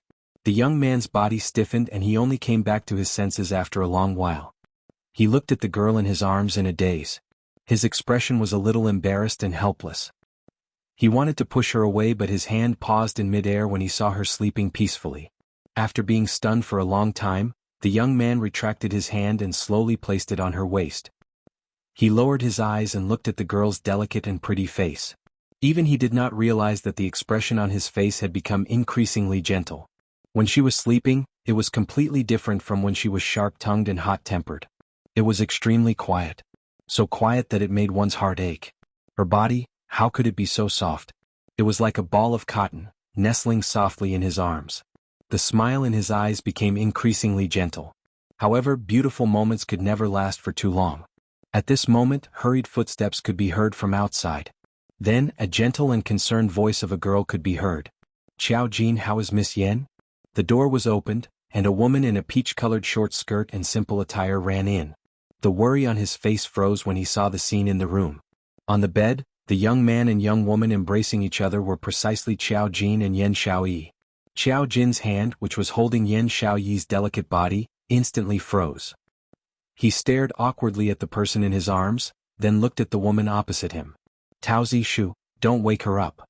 Peach was also embarrassed. She covered her eyes, bowed and stepped back. I'm sorry, I didn't mean it. Please continue, don't misunderstand, I'm not. Peach was in such a hurry to leave that she didn't pay attention to the threshold of the door. She fell backward and sat on the ground. She covered her mouth in pain and endured the sharp pain coming from her buttocks. Peach. Xiao Jin subconsciously wanted to get up to get the peach, but just as he moved, he remembered that he was still carrying Yan Xiaoyi in his arms. He could only squat down and pull Yan Xiaoyi's hands away.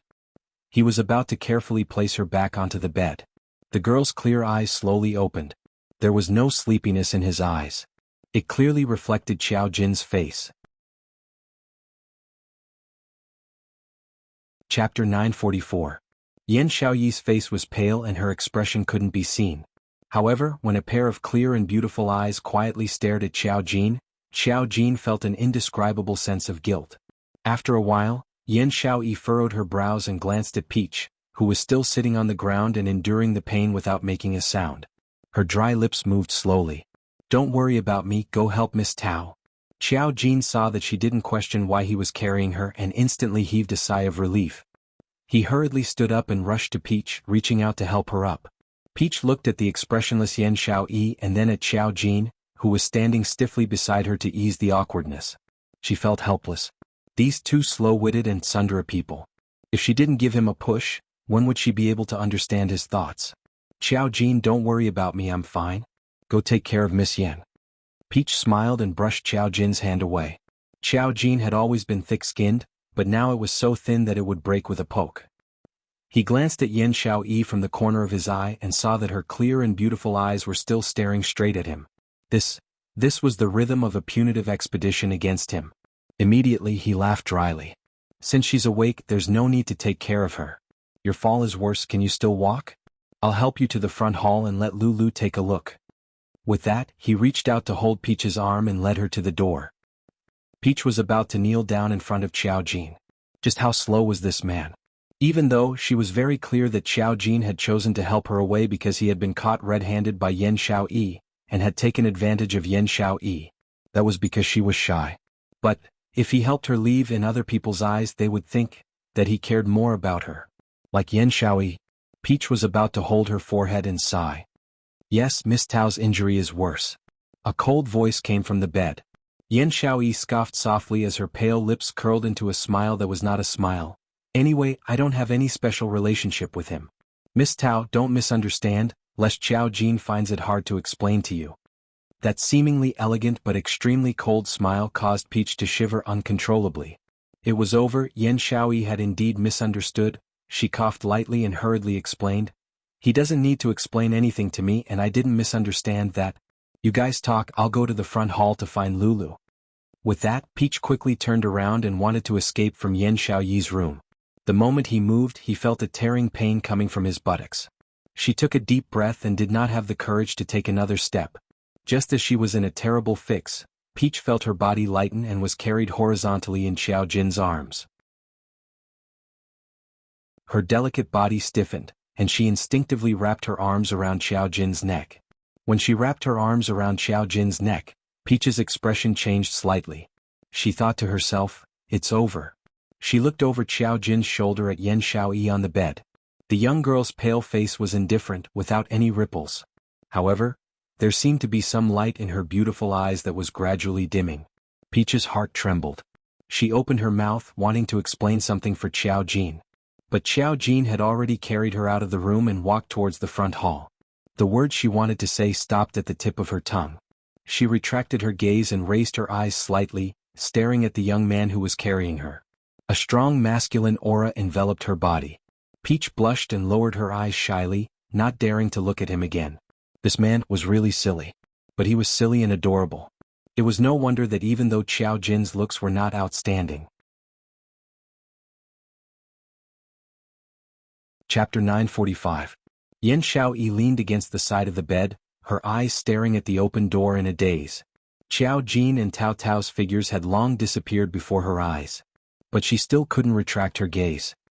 Was he so afraid that Tao Tao would misunderstand their relationship? Was he so reluctant to let Tao Tao get hurt? Was he so distressed for Tao Tao? Yan Xiaoyi sneered, her face becoming increasingly pale. She was lying on the bed, the poison in her body had not been detoxified. Perhaps if she couldn't find the antidote she would die. But, in Xiao Jin's eyes, it was just Tao Tao who had hurt her buttocks, who was more seriously injured than her. It was enough to prove Tao Tao's position in Xiao Jin's heart. She was thinking too highly of herself. Yan Xiaoyi closed her lifeless beautiful eyes. Suddenly, her head sank and a feeling of dizziness came over her.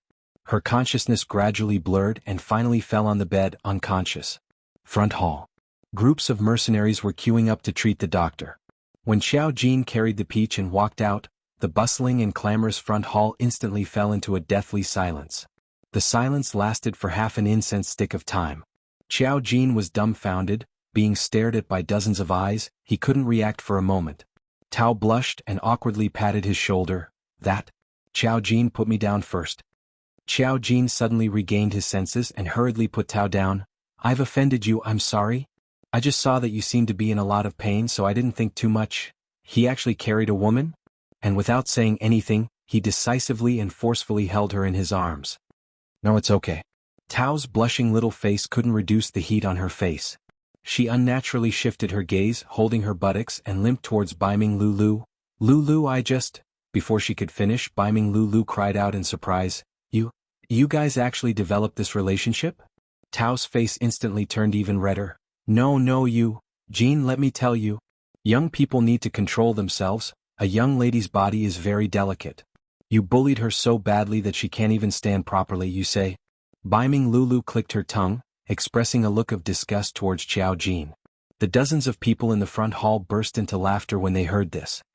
Lul. Peach raised her voice and grabbed Baiming Lulu's arm. What nonsense are you talking about? How could a 16-year-old girl say something like that? Between her and Xiao Jin, they were just ordinary friends. Baiming Lulu glanced at Taozi's buttocks and patted her shoulder earnestly. It doesn't matter. You don't have to be shy. I'm a doctor. In front of a doctor, any privacy is not privacy. If you talk nonsense again, I will ignore you. If there are any rare herbs in the future, I won't ask 3,000 peach blossoms to ask around for you. Peach flew into a rage out of shame. Baiming Lulu had always been a blabbermouth when it came to matters related to treatment. She wasn't joking when she said that. Instead, he seriously considered it from the perspective of a doctor. But there were still so many people around and they were pushing her and Xiao Jin into a pair. Not to mention that her reputation was tarnished. If this were to spread to Yan Xiaoyi, even 10 mouths wouldn't be able to clear her name. At this moment they heard a sweet voice leisurely. What do you mean by paying attention to moderation? Who bullied the other until they couldn't stand? Chapter 946. Everyone's vision turned towards the person who spoke. They saw Yiqing Luo, who was dressed in a long red dress, walking over with light steps. Perhaps it was because they had rarely seen her wearing such a gorgeous and flirtatious color. The mercenaries' gazes were filled with astonishment. The fiery red dress fluttered in the wind, swaying like a blooming rose. When she took a step, it seemed like a billowing fire wave swayed. It was extremely flirtatious and breathtaking. What's the matter? Yiqing Luo's slender brows rose slightly as her vision shot towards Baiming Lulu. What interesting topic were you talking about earlier? Why did you become quiet the moment I arrived? Baiming Lulu blinked her eyes as she enviously gazed at Yiqing Luo's red dress, as though she was infatuated, replying in a daze, I was advising Jin Zi to control himself, not to be too rough with young ladies. Lulu. Peach grabbed Baiming Lulu's arm tightly as her cheeks flushed red. I accidentally tripped, it's not what you think. Baiming Lulu looked suspiciously at Peach's buttocks. Tripped? Seeing Baiming Lulu's suspicious look, Xiao Jin couldn't take it anymore. Don't talk rubbish, Peach and I are just ordinary friends, don't ruin her reputation. Seeing Xiao Jin getting angry, Baiming Lulu's expression suddenly turned serious as she hooked Peach's arm, placing it on her shoulder. Alright, I'll leave now. Her words had just ended when Baiming Lulu and Peach's silhouettes were nowhere to be seen. The entire hall of mercenaries burst out laughing. Yiqing Luo looked at Xiao Jin as her brows creased slightly. How Xiao Yi? Baiming Lulu's thoughts had always been on medical skills and alchemy. Towards matters of the heart, she was even slower than Xiao Jin. Generally speaking, she would absolutely not misunderstand that Xiao Jin and Peach had an ambiguous relationship. Unless, what had they done to cause others to misunderstand? If Xiao Jin and Peach really had some relationship. What about Xiaoyi? Mentioning Yan Xiaoyi, Xiao Jin's mind suddenly recalled the scene earlier when he pulled Yan Xiaoyi into his arms. The young lady's fresh body fragrance was still lingering in his nose. His fingers seemed to still retain the softness of the young lady's body. His face instantly flushed slightly as he lowered his head and didn't reply. What kind of expression was that? Yiqing Luo narrowed her eyes as she sized up Xiao Jin's expression deeply. However, he was unable to guess what he was trying to express. I'll go take a look at Xiaoyi. Yiqing Luo was too lazy to continue guessing. The current situation was not the time to think about love. Xiao Jin and Yan Xiaoyi's relationship could only depend on themselves. If Xiao Jin really chose the Peach in the end, he could only smile and wish him well. She walked a few steps towards Yan Xiaoyi's courtyard, then thought of something and stopped in her tracks. I told you to find Master Ghost Doctor to save Xiaoyi, have you found him? Xiao Jin's expression instantly returned to normal. Her cheeks, which were slightly flushed, had already returned to normal. His expression also became serious. By the way, I have something to discuss with you. As he spoke, he took out a brocade pouch from his bosom. It was the brocade bag which Yiqing Luo had given to Xiao Jin, asking him to look for Ghost Doctor. In other words, Xiao Jin had not seen the Ghost Doctor. Seeing Xiao Jin's solemn expression, Yiqing Luo recalled her battle with the Leopard Saint technique in King Ling's tomb as she muttered to herself for a moment, I happen to have something to discuss with everyone. 1 hour later we'll meet at the meeting hall. The mercenaries in the front hall could hear the seriousness in their words. The playful smiles on their faces instantly faded as all of them looked towards Yiqing Luo, responding in unison, yes. You're tuning in to the Han Li's Wuxia Chronicles YouTube channel. We're so grateful for your support and don't forget to subscribe to join us on this incredible journey through captivating stories. Your generosity through donations truly makes a world of difference, as it's the primary source of revenue that allows me to expand and enhance this channel for you. Thank you from the bottom of my heart for being a part of this adventure.